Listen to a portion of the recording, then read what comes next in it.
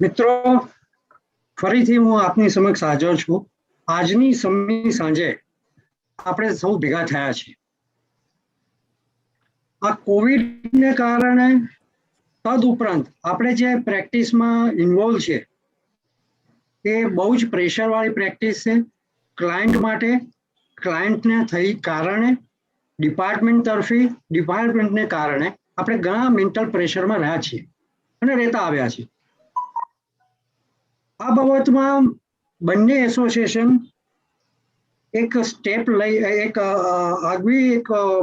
પ્રયત્ન કર્યો છે કે જેમાં આપણને એક મેન્ટલ સ્ટ્રેસમાંથી બહાર કઈ રીતે આવવું અને આપણને એમાં કઈ સરળ લાભ થાય એ બાબતે આપણી સમક્ષ ડોક્ટર શ્રી નરેશભાઈ વેદ હાજર છે. એની સાથે હું સૌ પ્રથમ આપણા ટેક્સ એડવોકેટના સેક્રેટરી સાહેબને વિનંતી કરીશ કે ટાગનો મોટો શો રન કરે.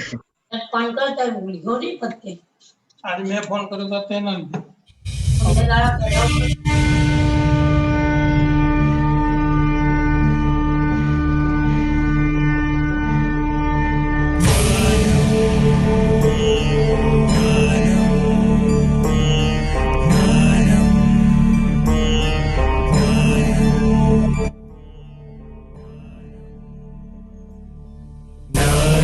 परमं बलम्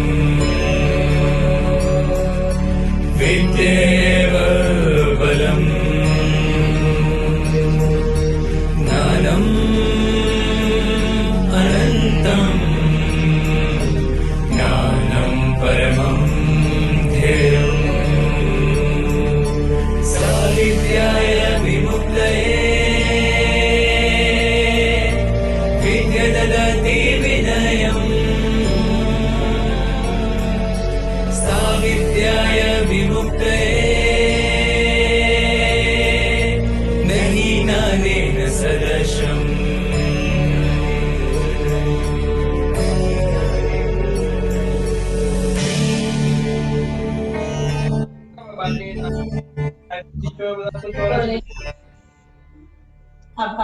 એક જ મિનિટ હું મારું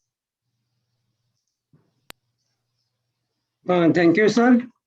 Thank you very much, Pratik bhai. I think Praveen bhai, Soni સાહેબ તમારે અનમ્યુટ થવું પડશે હવે. આપણી સાથે ગુજરાત સેલ્સ બાર એસોસિએશન અને ટેક્સ એડવોકેટ એસોસિએશનના પ્રમુખ છે.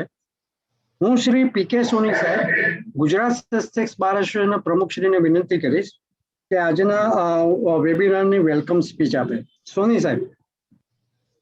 મિત્રો, આજે ટેક્સ એડવોકેટ એસોસિએશનના પ્રમુખ શ્રી સુનિલ કેશવાની સાથે શ્રી નરેશભાઈ અને ઓલ ગુજરાત ફેડરેશનના પ્રમુખ શ્રી ભરતભાઈ શેઠ તથા આપ સૌ સભ્યો મિત્રોને, ભાઈઓને, બહેનોને આવકારું છું અને આનંદની લાગણી અનુભવું છું. મિત્રો, આપણે ગયા માર્ચ મહિનાથી કોવિડમાં ના કારણે કામને કેવી રીતે એડજસ્ટ કરવું એ પણ ઘણું મુશ્કેલ ઘેરથી કામ કરીએ છીએ અને ઘણી મુશ્કેલીઓ પડે છે અને ડે ટુ ડે રૂટીન લાઈફમાં પણ આપણું જીવન બહુ જ અવ્યવસ્થિત થઈ ગયું હતું અને એ બધાને ધ્યાનમાં રાખીને અમે બંને પ્રમુખશ્રીઓએ વિચાર્યું કે આપણા સભ્યોને એક એવી માહિતી અને આપીએ કે જે માહિતીના કારણે સભ્યોને કંઈક હાઇલાઇટ થાય અને પોતાની જીવન જીવવાની શૈલીમાં આપણે બધાને ફાયદો થાય. હું આ પ્રસંગે ભાઈ શ્રી નરેશભાઈ વેદને હાર્દિક રીતે આમંત્રણ આપું છું અને આ વેબિનારના કારણે અમને સભ્યોને ઘણો લાભ થશે તેવી આશા સાથે વિરમું છું. Thank you Pravinbhai. મિત્રો, આપણી સાથે ટેક્સ એડવોકેટ એસોસિએશનના યંગ પ્રેસિડેન્ટ શ્રી સુનિલભાઈ કેશવાની સાહેબ છે. હું એમને વિનંતી કરીશ કે એ વેલકમ સ્પીચ આપે, સાથે સાથે શ્રી નરેશભાઈ વેદનું ઇન્ટ્રોડક્શન પણ આપણને પૂરું પાડે. શ્રી સુનિલભાઈ. ખૂબ આભાર Nigambhai. Good evening friends. Eminent speaker of the day doctor Naresh Vaid sir, Shri PK Soni, president of the Gujarat sales tax bar association, Sri Varishbhai Ishani, convener of the Study Circle of Tax Advocate Association, Nigam Shah sir of Law and Representation Committee of Gujarat Sales Tax Bar Association. I very specially see and welcome Dr. Naresh Shah, through whom we could reach up to Dr. Naresh Vaid sir. Dear friends, I welcome you all in this very unique motivational program of Tax Advocate Association, Gujarat Sales Tax Bar Association and Tax Advocate Association Ladies Day. Friends, as rightly said by P.K. Soni sir, કે ગયા વર્ષથી આપણે એક routine જે પદ્ધતિથી જીવન જીવવાનો પ્રયાસ હમણાં સુધી કરતા આવ્યા છે તેમાં જમીન આસમાનનો ફેર પડી ગયો છે અને એ ફેર સાથે આપણે આજની તારીખે બી લડી રહ્યા છે, જજુમી રહ્યા છીએ અને એ આપણે કઈ રીતે વધારે સારી રીતે જીવન જીવવું એ એના ભાગ રૂપે બંને એસોસિએશન અને ટેક્સ એડવોકેટ એસોસિએશનના લેડીઝ વિંગ વતી આ કાર્યક્રમનું આયોજન કરવામાં આવેલ છે. મિત્રો, આપણે બહુ સૌભાગી છીએ કે આપણા વચ્ચે ડોક્ટર નરેશ વૈદ સાહેબ છે, જે પોતે એક લેખક, વક્તા, કોલમનિસ્ટ અને એક ઉચ્ચ કોટીના વિચારક છે. તેઓનો જન્મ 3 માર્ચ 1948ના રોજ મોરબીમાં થયેલ. શિક્ષણની દ્રષ્ટિએ તેઓ MA અને ડોક્ટરેટ કરેલ છે, PhD છે. ગુજરાતના શિક્ષણ જગતમાં તેઓનો ખૂબ જ મોટો અને સિંહ ફાળો છે. તેઓ ગુજરાતી લિટરેચરમાં ધાંગધ્રા, મોરબી, રાજકોટ આર્ટ્સ કોલેજના પ્રોફેસર રહી ચૂકેલ છે. તેઓ ફોર્મર પ્રોફેસર અને head post graduate department of Gujarati Sardar Patel university Vallabh વિદ્યાનગરમાં સેવા આપેલ છે. તેઓ pro vice chancellor Saurashtra university Rajkot ખાતે સેવા આપેલ છે. તેઓએ ગુજરાત યુનિવર્સિટીમાં વાઇસ ચાન્સેલર તરીકે પોતાની સેવાઓ આપેલ છે. ભાવનગર યુનિવર્સિટી ભાવનગરના બી તેઓ વાઇસ ચાન્સેલર રહી ચૂકેલ છે. તે સિવાય તે UGC academic staff college Vallabh વિદ્યાનગરના પ્રોફેસર અને ડાયરેક્ટર તરીકે બી સેવા આપેલ છે. આવા શ્રી ડોક્ટર નરેશ વૈદ સાહેબને 44 વર્ષનો આ લાઈનમાં વિશાળ અનુભવ છે. તે સિવાય રિસર્ચમાં એમને ખૂબ જ ઘણો 30 વર્ષનો અનુભવ છે. શિક્ષણ સિવાય સાહિત્યમાં બી એમનું નામ ઉચ્ચ કોટીના સાહિત્યકાર તરીકે વખણાય છે. તે અખિલ ભારતીય સાહિત્ય પરિષદ ગુજરાત યુનિટના પૂર્વ પ્રમુખ છે. તેઓએ ઘણા બધા ગવર્મેન્ટ અને નોન ગવર્મેન્ટ ઇન્સ્ટિટ્યુશન, UGC એટલે university grants commission new Delhi અને તમામ એવી સંસ્થાઓમાં ટ્રસ્ટી તરીકે, પ્રમુખ તરીકે, એડવાઇઝર તરીકે, મેમ્બર તરીકે અને ઘણીવાર જ્યુરી મેમ્બર તરીકે બી સેવાઓ આપેલ છે. આ બધી શિક્ષણ અને સાહિત્યમાં તેમની ઉત્કૃષ્ટ સેવાઓને ઘણી બધી સંસ્થાઓએ એવોર્ડ્સ આપીને બિરદાવી છે, જેમાં UGC career awards New Delhi, Priyadarshini award Mumbai, doctor S Radhakrishna award UN America, આઈકાઈ એવોર્ડ સુરેન્દ્રનગર, હરિઓમ એવોર્ડ્સ નદિયા વગેરે સામેલ છે. તેઓએ 200થી વધુ આર્ટિકલ્સ અને 20થી વધુ ચોપડીઓ એમના નામે, એમના હાથે પ્રકાશિત થયેલી છે. તેઓ જન્મભૂમિ, પ્રવાસી મુંબઈ, સેતુ, ડાકોર વગેરેમાં રેગ્યુલર કોલમ્સ આપે છે. તેઓ સ્વામી શ્રી પ્રેમપુરી અધ્યાત્મ વિદ્યા મંદિર મુંબઈ, આકાશવાણી અને અશક્ત આશ્રમ ડાકોરમાં રેગ્યુલર સ્પીકર છે. મને પોતાને અશક્ત આશ્રમ ડાકોરમાં, જ્યાં રેગ્યુલર એમના દર વર્ષે કાર્યક્રમ થતા હોય છે, એમના લેક્ચર્સ થતા હોય છે, ત્યાં મને એમનો લેક્ચર સાંભળવાનો અનેક વાર લાવો મળ્યો છે. મિત્રો, આજના ટોપિકની જો વાત કરીએ કે જીવન જીવવાની જડીબુટી, હું એવું માનું છું કે મનુષ્ય માટે જીવનના તમામ પાસાઓનું બેલેન્સ કરીને એક સફળ, કુશળ અને ઉત્કૃષ્ટ જીવન કઈ રીતે જીવવું તે એક વર્ષોથી પજવતો પ્રશ્ન છે અને હંમેશા માટે રહેશે. તમામ ગ્રંથો જેમ કે રામાયણ, મહાભારત, ઉપનિષદ, વેદોમાં જ આ પ્રશ્ન કદાચ આપણને મળી શકે. આ તમામ મહાન ગ્રંથોના ઊંડા અભ્યાસુ એવા ડોક્ટર નરેશ વૈદ સાહેબ આજે આપણી જોડે જોડાયેલ છે. તે આપણા સર્વ માટે એક ગર્વની બાબત છે અને કદાચ આ કાર્યક્રમના અંતે આપણે થોડા અંશે જાણી શકીશું કે આપણે એક સારું જીવન કઈ રીતે જીવવું અને એ બાબતે આપણે આ કાર્યક્રમ ગોઠવીને એક પ્રયાસ કર્યો છે. આ વાતથી હું વિરમું છું અને આપ સૌને અને ખાસ કરીને ડોક્ટર નરેશ વૈદ સાહેબને વેલકમ કરું છું આ કાર્યક્રમમાં અને thank you. Back to you Nigambhai સાહેબ. Thank you very much sir, thank you very much. પ્રમુખશ્રીએ આપણને જણાવ્યું એ મુજબ કે ભણવાનું અથવા તો દિન પ્રતિદિન દિનચર્યા પરના કામમાંથી બહાર નીકળી અને જીવન જીવવાની જે એક પદ્ધતિ માટેનો એક આ અભિગમ છે આ વખતે, એના ભાગરૂપે આપણી સાથે એજીએફટીસીના પ્રમુખ અને ગુજરાત સેલ્સ ટેક્સ બાર એસોસિએશનના મેમ્બર શ્રી એડવોકેટ ભરતભાઈ શેઠ છે. એમને હું વિનંતી કરીશ કે વર્ચ્યુઅલ બુકેથી શ્રી વેદ સાહેબનું સ્વાગત કરે. આપ સૌને વિનંતી છે કે એમનું અભિવાદન કરે. Thank you very much Bharatbhai, thank you very much. Thank you. મિત્રો, હવે સમયનો વધારે સારો ઉપયોગ કરતા હું ડોક્ટર સાહેબને વિનંતી કરીશ કે આગળ એમનું લેક્ચર સ્ટાર્ટ કરે. શ્રી નરેશભાઈ વત્સલ. Yes please. નમસ્તે. બાકીના બધા સૌ અનમ્યુટ કરી નાખે, અરે મ્યુટ કરી નાખે પોતાનો ફોન, તો આપણે શાંતિથી બધા સાંભળી શકીશું.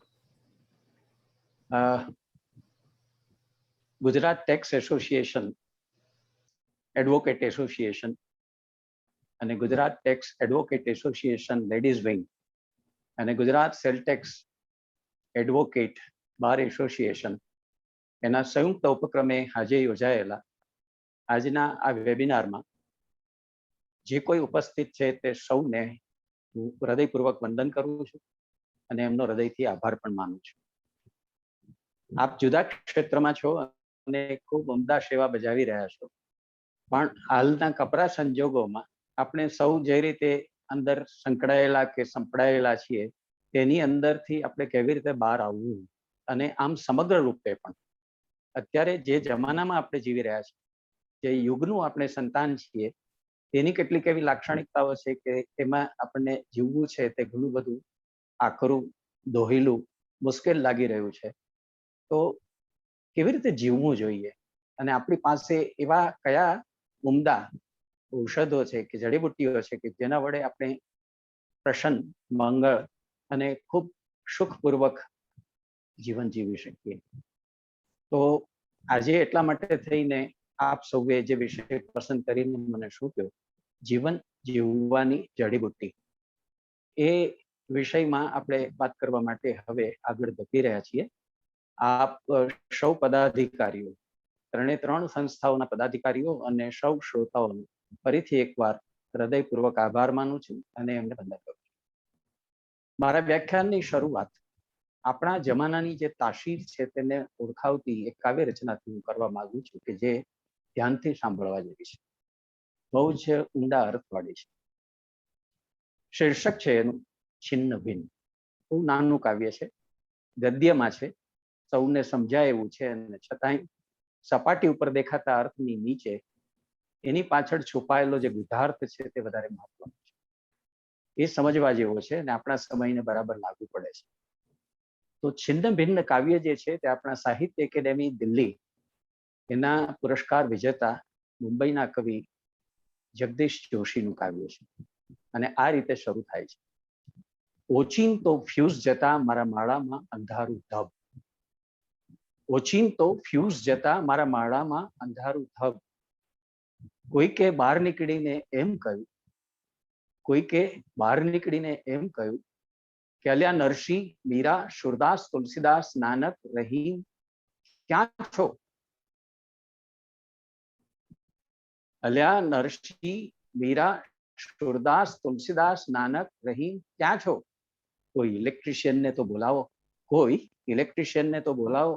બાજુના રૂમમાંથી નીકળી અને મીરાબેને સ્વસ્થ અવાજે કહ્યું, બાજુના રૂમમાંથી નીકળી અને મીરાબેને સ્વસ્થ અવાજે કહ્યું કે અલ્યા ગિરધર, અલ્યા ગિરધર, ઇલેક્ટ્રિશિયન આવે ત્યાં સુધી મીણબત્તી તો લાવ, ઇલેક્ટ્રિશિયન આવે ત્યાં સુધી મીણબત્તી તો લાવ.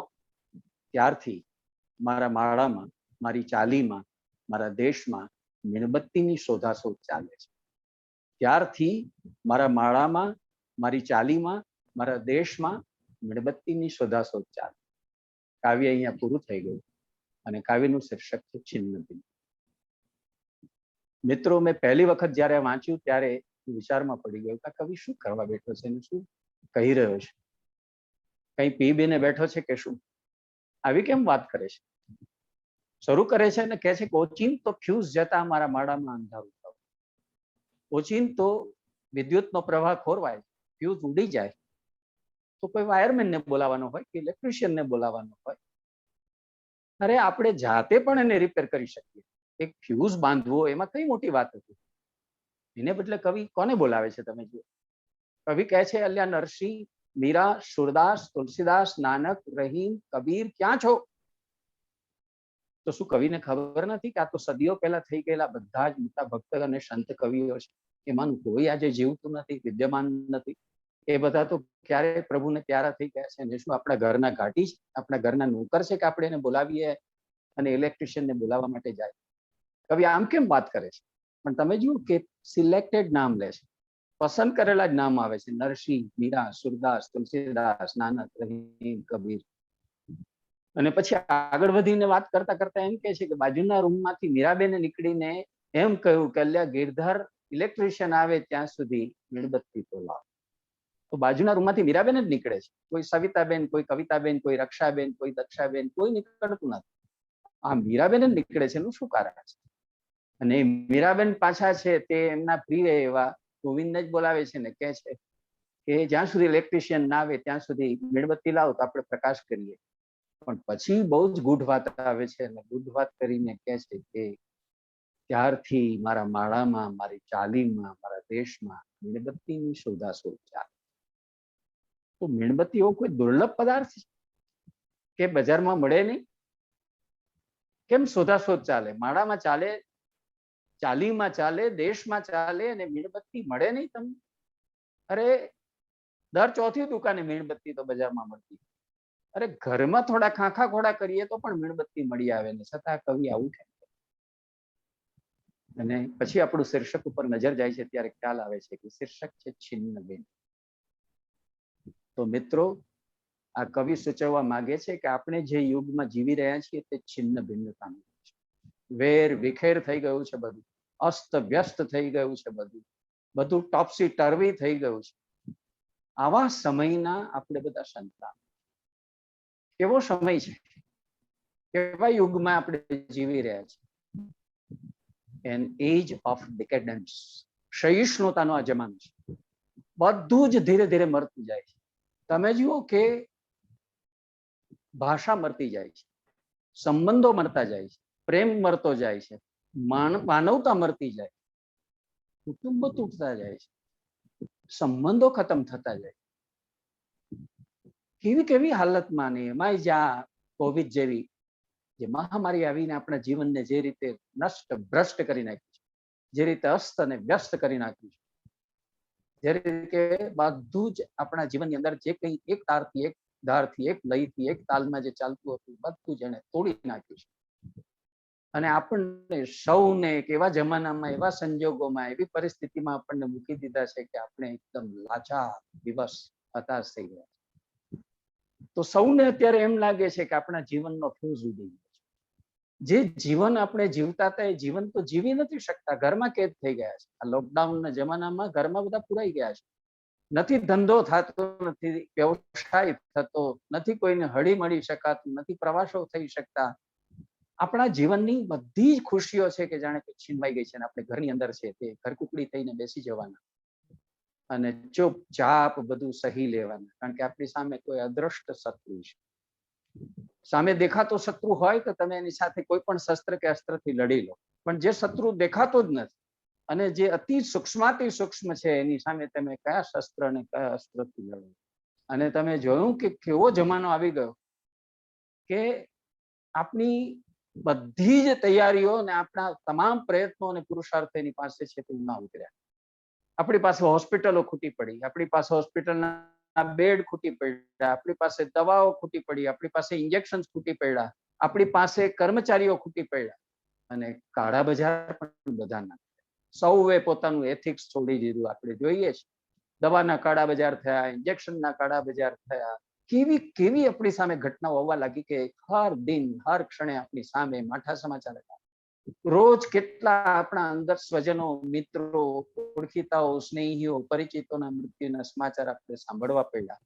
અરે ખુદ જે કોઈ હોસ્પિટલમાં હોય અને જે કોઈ અવસાન પામે તો એની પાસે આપણે ન જઈ શકીએ, એના અંતિમ દર્શન પણ ન કરી શકીએ અને એની અંતિમ ક્રિયા પણ ન કરી શકીએ. ક્યારેય કલ્પ્યું ન હોય, સપને પણ કલ્પ્યું ન હોય એવા દોહિલા, એવા અત્યંત વિપદ પરિસ્થિતિ ઊભી કરનારા જમાનામાં આપણે જીવવાનો વખત લાગે. તો કેવું જીવન જીવી રહ્યા છીએ આપણે? કવિ કહે છે કે આ ઇલેક્ટ્રિકના ફ્યુઝ ગયાની વાત નથી, આ તો જીવનનો ફ્યુઝ ચાલી ગયો છે.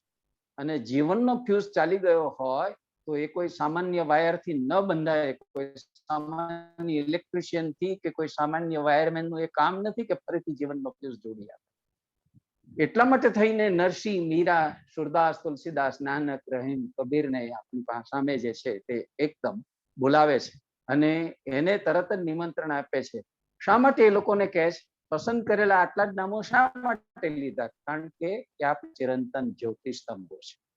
જેમ દૂર દૂરથી આવતા વાહનો અને સ્ટીમરોને માર્ગદર્શન આપવા માટે લાઇટ હાઉસ હોય છે, દેવાદાંડીઓ હોય છે, એમ જ્યારે જ્યારે આ પ્રકારના ડિકેન્ડન્સના, સહિષ્ણુતાના આવા સંજોગો ઉભા થાય ત્યારે આપણને માર્ગદર્શન આપવા માટે, આપણને પથદર્શન કરવા માટે થઈને જે કોઈ આવા જ્યોતિસ્તંભો છે તે આ લોકો છે અને એટલા માટે એને યાદ કર્યા છે. કવિ જાણે છે કે હયાત નથી, પણ એમના વચનોમાં એમણે આપેલા જે અક્ષરભ્રમ, એવું જે એમનું સાહિત્ય છે તેની અંદર આ માટેના બધા સ્ત્રોત છે તે પડેલા છે. આપણી નોળવેલ છે. અને બાજુની રૂમમાંથી મીરાબેન એટલા માટે નીકળે છે, બીજી કોઈ બેનને બદલે, કે મીરાબેન છે તે કમિટેડ છે, એને એ પ્રતિબદ્ધ છે, એને કંઠી બાંધેલી છે. અને કંઠી કોની બાંધેલી છે? મેરે તો ગિરધર ગોપાલ, દૂસરો ન કોઈ. ઈશ્વરની સાથે જ જેને ટ્યુનિંગ કરી લીધું છે, જેને એની સાથે જ પ્રતિબદ્ધતા અને અનુબદ્ધતા સાથે સંકળાઈ ચૂક્યા છે, જે સીધો એની સાથે વાર્તાલાપ કરી શકે છે, એ નીકળે છે અને કહે છે કે ઇલેક્ટ્રિશિયન આવે ત્યાં સુધી રાહ જોવાની જરૂર નથી, મીણબત્તી લાવો. પ્રકાશ તો કરવો પડશે, અંધકારમાં તો જીવી નહીં શકાય. તો આ મીણબત્તી છે તે પ્રતીક બનીને કાવ્યમાં એ સિમ્બોલ છે. કોઈક બીજી વાતનું સૂચન, ધ્વનન આપણી સામે કરે છે, કોઈકનું સૂચક, વાચક અને પ્રતિનિધિ બનીને આપણી સામે આવ્યું છે. એ શું છે? એ છે કે અત્યાર સુધી જે જિંદગી આપણે જીવી રહ્યા હતા, ખુશખુશાલ, પ્રવૃત્તિઓથી ભરેલી, આનંદથી ભરેલી, ઉમંગથી ભરેલી અને એકદમ સક્રિયતા વાળી, એ જિંદગી જે છે એ જિંદગીની અંદર કેટલાક ઇથોસ હતા, કેટલાક વેલ્યુઝ હતા, કેટલાક આઈડિયલ્સ હતા, જાણે કે બધા જ ઉપર નીચે થઈ ગયા છે, તળે ઉપર થઈ ગયા છે. જૂના મૂલ્યો, જૂના આદર્શો અને જૂની પરંપરાઓ બધું ઘસાઈને ખતમ થઈ ગયું છે અને નવા મૂલ્યો આપણને પેદા કરતા આવડતા નથી. અત્યારના સંજોગોમાં જાણે કે મૃત્યુનું મોરું પહેરીને આપણે બધા જીવી રહ્યા છીએ અને જીવવાનો એક ખેલ કરી રહ્યા છીએ, જીવવાનો એક અભિનય કરી રહ્યા છીએ, બાકી સાચું જીવન પાસે ક્યાં છે? આવા સંજોગોમાં એ મીણબત્તીનું પ્રતીક લઈને આવે છે અને પછી કહે છે કે મીણબત્તી પણ મળતી નથી. સમય એટલો બધો આપણી સામે ખરાબ છે કે આપણે આ પ્રકાશને માટે ઈચ્છીએ છીએ, દિવ્ય પ્રકાશ, કૃપા, અનુગ્રહ. પ્રભુ હવે આ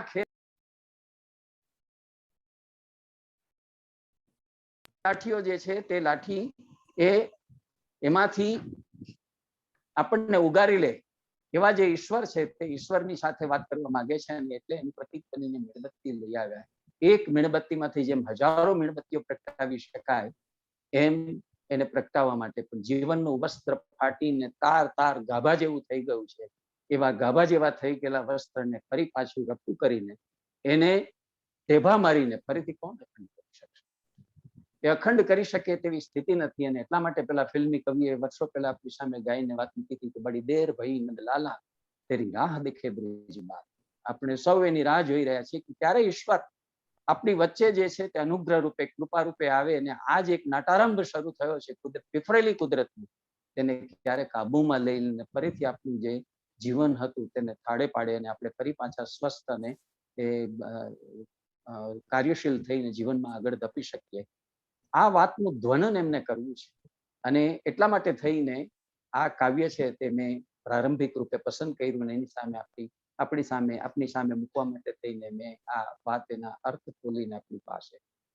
તો અત્યારે આપણે કેવા સમયમાં જીવી રહ્યા છીએ કે જેમાં અરાજકતા છે, જેમાં અસલામતી છે, જેમાં અસહિષ્ણુતા છે અને જેમાં છિન્ન ભિન્નતા છે, એવા સમયમાં આપણે જીવી રહ્યા છીએ ત્યારે જીવનમાંથી આપણો રસ ઉડી જાય, જીવન ટકાવવું આપણને દુર્નિવાર લાગે. આજે આપણને ખબર છે કે રોજ રોજનું કમાતા અને રોજ રોજનું જે ખાતા માણસો છે કેવી રીતે જીવી શકે, કે જીવી શકે એવી સ્થિતિ જ નથી. એમની પાસે કોઈ સાધન નથી, આપણે એમને કોઈ સાધનો પૂરા પાડી શકીએ એવી સ્થિતિ નથી. તો કેવી રીતે આપણે ટકવું અને નભવું, એવા જે આપણી સામે યક્ષ પ્રશ્નો ઉભા થઈ ગયા છે, એ પ્રશ્નનો મુકાબલો સૌ આપણે કરી રહ્યા છીએ. તે મુકાબલામાં આજના વેબિનારમાં આપણે સમજવું છે કે આખરે જીવન જે છે એ તો જીવી નાખવું પડે. કોઈ મરવાનો પ્રયોગ કરી શકતું નથી. માણસ મરવા માગે તો પણ કાયદાની દ્રષ્ટિએ ગુનો છે. એ પોતે આત્મહત્યા પણ કરી શકતો નથી. જીવવું પડે છે, જીવી નાખવું પડે છે. જે કંઈ પ્રાપ્ત સંજોગોમાં આપણે જે છે, જે પરિસ્થિતિમાં હોઈએ તેમાં આપણે ટકી અને નભી જવું પડે. પણ સવાલ એ છે કે ટકવું કે નભવું શેના આધારે, કોના આધારે આપણે આવા સંજોગોની અંદર ટકી કે નભી શકીએ? અને એટલા માટે આજનો વિષય છે કે આપણે જીવનની અંદર કેટલીક એવી જડીબુટ્ટીઓ છે કે જે જડીબુટ્ટીઓ છે તે આપણને ટકાવશે, જે જડીબુટ્ટીઓ છે તે આપણને નભાવશે. તો એવી કઈ જડીબુટ્ટીઓ છે એની વાત આપણે કરીએ છીએ. તમે જાણો છો કે આયુર્વેદની અંદર કેટલીક જડીબુટ્ટીઓની વાત છે, કેટલીક વનસ્પતિઓ, હર્બલ મેડિસિન્સ જેમ હોય છે એમ કેટલીક જડીબુટ્ટીઓ હોય છે. અને જડીબુટ્ટીઓ એટલે આપણે જાણીએ છીએ તેમ એ મુસળી કહેવાય છે, એ પીપરી મૂળ કહેવાય છે, એ પંજા સાલમ કહેવાય છે, એ પુષ્કર ફળ કહેવાય છે, એ પુલિંગન કહેવાય છે, એ જેઠીમધ કહેવાય છે, એ આંબા હળદર કહેવાય છે. એવા કેટલાય જેને કહીએ એ આપણા એ હર્બલ મેડિસિન નથી, એ મૂળિયા છે. જળ એટલે મૂળ, અને એ મૂળિયા એવા શક્તિશાળી કે જ્યારે કોઈ વનસ્પતિ અથવા તો હર્બલ મેડિસિન પણ કામ ના આપતી હોય ત્યારે પણ એ તમને શક્તિ આપે, બળ આપે, સ્ફૂર્તિ આપે, તેજ આપે. તો એવા જીવનના પણ કેટલાક જડીબુટ્ટી જેવા તત્વો છે.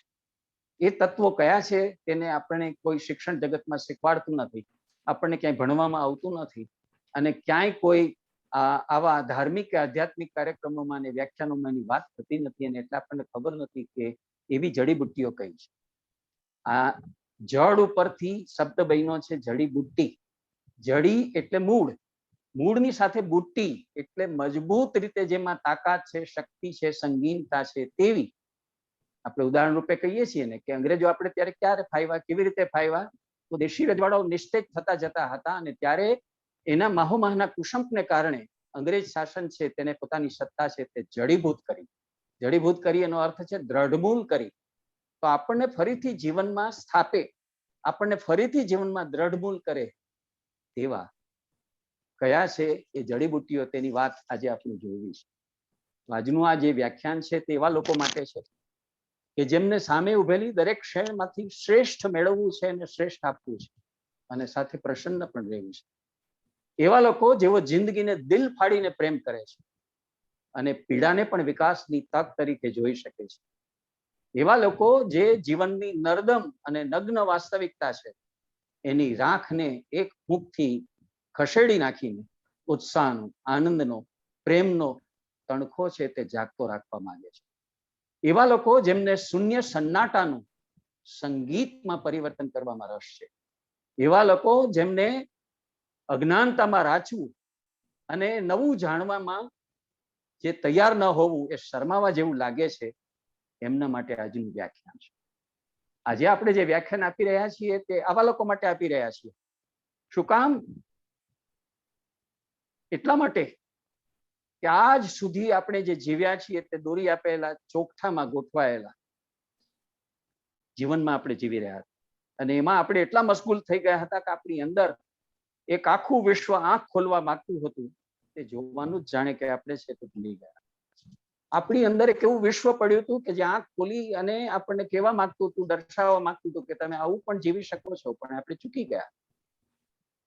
એટલે આજનું વ્યાખ્યાન એ લોકો માટે નથી કે જેને બધું થાય તેમ થવા દેવું હોય અને નાના નાના સુખ દુઃખોમાં સાચું ખોટું, હસી રડી ગમે તે રીતે સમય છે તે પસાર થવા દઈ જેવો હોય અને જિંદગી પૂરી કરી નાખવી હોય, તેમની આજે આપણે વાત નથી કરવી. એમને ઉદ્દેશીને આપણે વાત નથી કરવા માંગતા. તેમની વાત કરવાનો તેમને માટે કે આપણે માટે કે કોઈના માટે કોઈ અર્થ નથી. આપણે તો વાત કરવી છે એવા લોકોની કે જેમને જિંદગીમાંથી, તેના દરેક તબક્કામાંથી, દરેક ઉગતા દિવસમાંથી અને સામે ઉભેલી જે ક્ષણ છે તે ક્ષણમાંથી શ્રેષ્ઠ મેળવવું છે, શ્રેષ્ઠ આપવું છે અને આનંદમાં રહેવું છે, સુખમાં રહેવું છે, પ્રસન્નતામાં રહેવું છે. આજે જે અસહિષ્ણુતાનું વાતાવરણ ગરમી પકડતું જાય છે અને એમાં સોશિયલ મીડિયા, પોલિટિક્સ અને અરાજક તત્વો હવા આપી રહેલા છે, આપણે જાણીએ છીએ. પણ તેમ છતાં આપણે શું કરવું છે? આપણે પોતાના આંતરિક જગતની સાથે, આંતરિક શક્તિઓ સાથે અને આપણી પોતાની જિંદગીના રહસ્યો સાથે છે તે સુખેથી, એ સિવાયની પણ જે પારમાર્થિક સત્તા છે એ પરમ ચૈતન્ય સાથે બહુ પોઝિટિવ સક્રિયતાથી અનુબંધ કેળવીને, સંબંધ કેળવીને આપણે જીવવાની જરૂરિયાત છે એ આજે ઊભી થઈ છે. એ આપણે સૌથી પહેલું જોવું પડશે.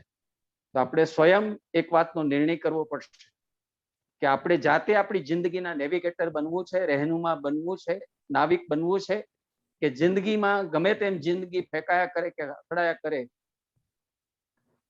એ આપણે નક્કી કરવાનું છે.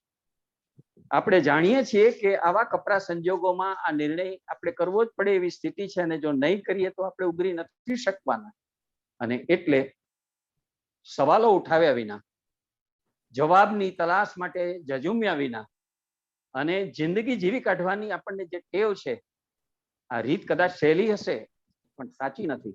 કેમ કે આપણને ખાબોચિયામાં સડતા રાખે છે, દરિયામાં હિલ્લોડા આપણને લેવડાવતા નથી. આપણે એવું જીવન નથી જીવવું. આકાશને આઈનામાં કેદ કરીને, અસ્તિત્વને દિવાલોથી રૂંધીને, અદ્ભુત શક્યતાઓને સાવ રૂટીન બનાવી દઈને આખરે શું આપણે પામવાના છે આપણે વિચારવું પડે. અને એ વિચારવા માટે જ્યારે આપણી પાછલી જિંદગી, પાછલા વર્ષોની જે ઘટનાઓ છે જિંદગીની, એની ઉપર આપણે જ્યારે નજર નાખીએ છીએ ત્યારે શું દેખાય છે? જિંદગી ક્યાંક ખોવાઈ ગઈ છે, ક્યાંક છેતરાઈ ગઈ છે, ક્યાંક વગોવાઈ ગઈ છે, ક્યાંક ખોટકાઈ ગઈ છે. એ જીવાય છે, સાચા અર્થમાં જીવાય છે એવા ઉદાહરણો આપણને બહુ થોડા મળે છે. તો આપણને લાગે છે કે રોકડા રૂપિયા જેવી જિંદગી છે તે પરચુરણ બની અને વેરણ છેરણ થઈ ગઈ છે અને આપણે સૌ પરચુરણની જેમ ચારે બાજુ વેરણ છેરણ થઈને આપણે પણ વિખરાઈ ગયા છે. તો હવે શું કરવું પડશે? આપણે સમજવું પડશે કે જીવન ને મરણ સુધી લંબાતું એક વાક્ય છે અને આ વાક્યની અંદર અલ્પ વિરામ, આશ્ચર્ય ચિહ્ન, આઘાત ચિહ્ન, પ્રશ્નાર્થ ચિહ્ન બધું જ આવતું હોય છે. ત્યારે આપણે શું કરવું પડે?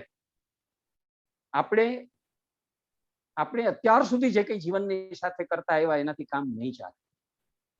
આપણે જરા જુદી રીતે આપણા જીવનને ગોઠવવું પડશે અને આપણે એવા આપણા સનાતન પાયાના જે તત્વો છે જેને આપણે જડીબુટ્ટીઓ કહેવા માંગીએ છીએ અને જેના વિશે વાત કરવા માંગીએ છીએ એને પકડવા પડશે. પણ આપણી કરુણતા એ છે કે આપણે જીવનની પૂરી ઇજ્જત કરતા નથી ને મૃત્યુનો પૂરો મલાજો છે તે પાડતા નથી. આપણામાંના કેટલાક લોકો છે તે જીવંત હોય છે પણ એમનામાં જીવંત પણ હોતું નથી. જાણીએ છીએ આપણે કે જીવન હંમેશા ન્યાય કરે કે સુખ આપે એવું નથી હોતું અને છે તેમ છતાં જીવન સારું છે, સુંદર છે. જિંદગી ગિફ્ટ પેકની જેમ આપણને મળતી નથી પણ તે ઉત્તમમાં ઉત્તમ ભેટ છે તે પણ આપણે ભૂલવું ન જોઈએ. તો જીવનનો માર્ગ પણ અધ્યાત્મ માર્ગની જેમ સુરાનો છે. કાયરનું ત્યાં કામ નથી. તો આપણે કાયર નથી થવું અને આપણું એક ધ્યેય રાખીને આપણે આગળ વધવું છે કે આપણે સંતુલિત અને સબર જિંદગી છે તે જીવવી છે. તેના માટે સૌથી પહેલી એક વાત સમજી લેવી પડશે કે આ જિંદગી, આ જીવન છે તે એક લીંબુ ચમચીની રેસ જેવી છે. તમે આ રમત જોઈ હશે કે જેમાં જે પાર્ટિસિપન્ટ હોય એને એક મોઢામાં ચમચી રાખીને એમાં લીંબુ મૂકવાનું હોય છે અને ચોક્કસ અંતર સુધી એને ધીરે ધીરે લીંબુ ચમચીમાંથી પડી ન જાય એ રીતે આગળ ધપવાનું હોય છે અને ડેસ્ટિનેશન સુધી પહોંચવાનું હોય છે. જો લીંબુ પડી જાય તો એ દોડમાં ગમે એટલા ક્રમે આવે એનો કોઈ અર્થ રહેતો નથી. જિંદગી આવી એક લીંબુ ચમચી જેવી રેસ છે અને એની અંદર આપણે ટકવાનું, નભવાનું છે અને આપણું લીંબુ છે તે પડવા દેવાનું નથી. તો શું કરશું આપણે?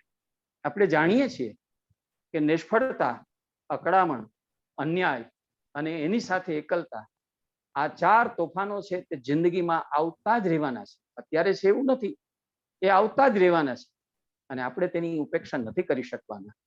પણ તેને માટે આપણે તૈયારી તો જરૂર કરી શકીએ અને તેના માટે આપણે તૈયાર જરૂર રહી શકીએ. તો તૈયાર રહેવું એટલે શું? કેવી રીતે આપણે તૈયાર રહી શકીએ? તો આપણે સમજવાનું છે કે જિંદગી એ રંગોની એક છોડ છે. કોઈ મનગમતા, કોઈ અણગમતા, કોઈ જાણીતા, કોઈ અજાણ્યા, કોઈ ઉજળા કે કોઈ ગૂઢ, કોઈ આછા તો કોઈ ઘેરા, કોઈ હળવા તો કોઈ ખૂંચે એવા. આપણા મનના આંગણે બધા રંગોનું આપણે સ્વાગત જ કરવા. અને એટલા માટે રમેશ પારેખે પેલી જાણીતી કવિતા લખી હતી, કહ્યું હતું કે મન પાચનના મેળામાં સૌ જાત લઈને આવ્યા છે. અને કેવા લોકો આપણે બધા જાત લઈને આવ્યા છે? કોકની પાસે ફદ્યું છે, કોકની પાસે સપના છે, કોકની પાસે સોય છે પણ દોરો નથી, કોકની પાસે કપ છે પણ રકાબી નથી.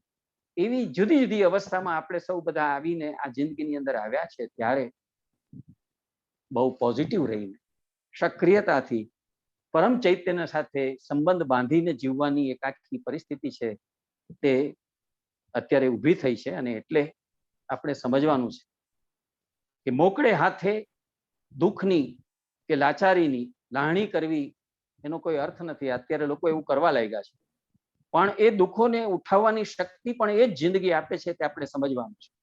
સંકલ્પ, મહેનત, આત્મવિશ્વાસ, નિર્ભયતા, સ્વતંત્ર વિચાર, આ બધાના સથવારે આપણે આ કસોટીમાંથી પણ પાર ઉતરી જવાના છે. અંગ્રેજીમાં જેમ કહેવત છે ને કે there is a silver line. એક આશા એ હંમેશા જીવતી રજત રેખ છે. Hope for the best and prepare for the worst. અંગ્રેજીમાં પણ એટલા માટે કહ્યું છે કે આપણે હવે ધ્યેયહીન જીવન જીવવું નથી. હતાશ થઈ, નિરાશ થઈ, ભાંગી પડી, વિખરાઈ જઈને આપણે જીવન જીવવું નથી. તો આપણે એવું જીવન જીવવું છે કે જે અત્યારના સમયની અંદર પણ ફ્રૂટફુલ હોય.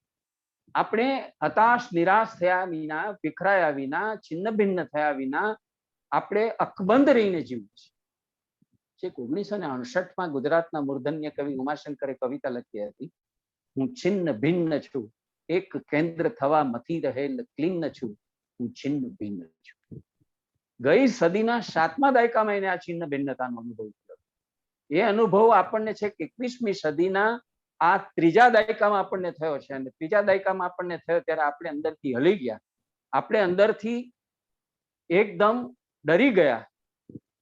તો હવે આપણે એક સમજવાનું છે કે અત્યાર સુધી જે જીવન જીવતા હતા એ જીવનમાં પામવાની લાલચ, કશુંક ગુમાવવાનો ડર, આગળ નીકળી જવાની આપણી જે ધખના હતી અને સ્વાર્થી ગણતરીઓ કરીને આપણે જે રીતે જીવનમાં જીવતા હતા, જે આપણને દોડતા રાખતા હતા અને આપણને ક્યાંક પાછા પણ પાડતા હતા, એ આપણી તૃષ્ણાઓ અને એનાથી જન્મતા સુખ દુઃખો છે, તેણે જ આપણા જીવનમાં આજ સુધી સ્થાન ધરાવ્યું હતું. હવે આપણે એનાથી પાર જવું છે, એનાથી ઉફરા જવું છે અને એનાથી ઉઠીને આપણે એક સાચા અર્થની અંદર સફળ, કૃતાર્થ અને સાર્થક જીવન છે તે જીવવું છે. તો આપણે કઈ રીતે જીવી શકશું? કઈ જડીબુટ્ટી છે તે આપણને એના માટે કામ આવશે? એવી જડીબુટ્ટીની વાત હવે આપણે શરૂ કરીએ છીએ, આપણે જોવા માંગીએ છીએ. એટલા માટે કે આપણને એક વાતની પૂરી પ્રતીતિ છે કે જિંદગીનું કાંઈ કહેવાય નહીં. આજે એનું રૂપ આ દેખાડે છે, કાલે કોઈનું બીજું રૂપ હોય.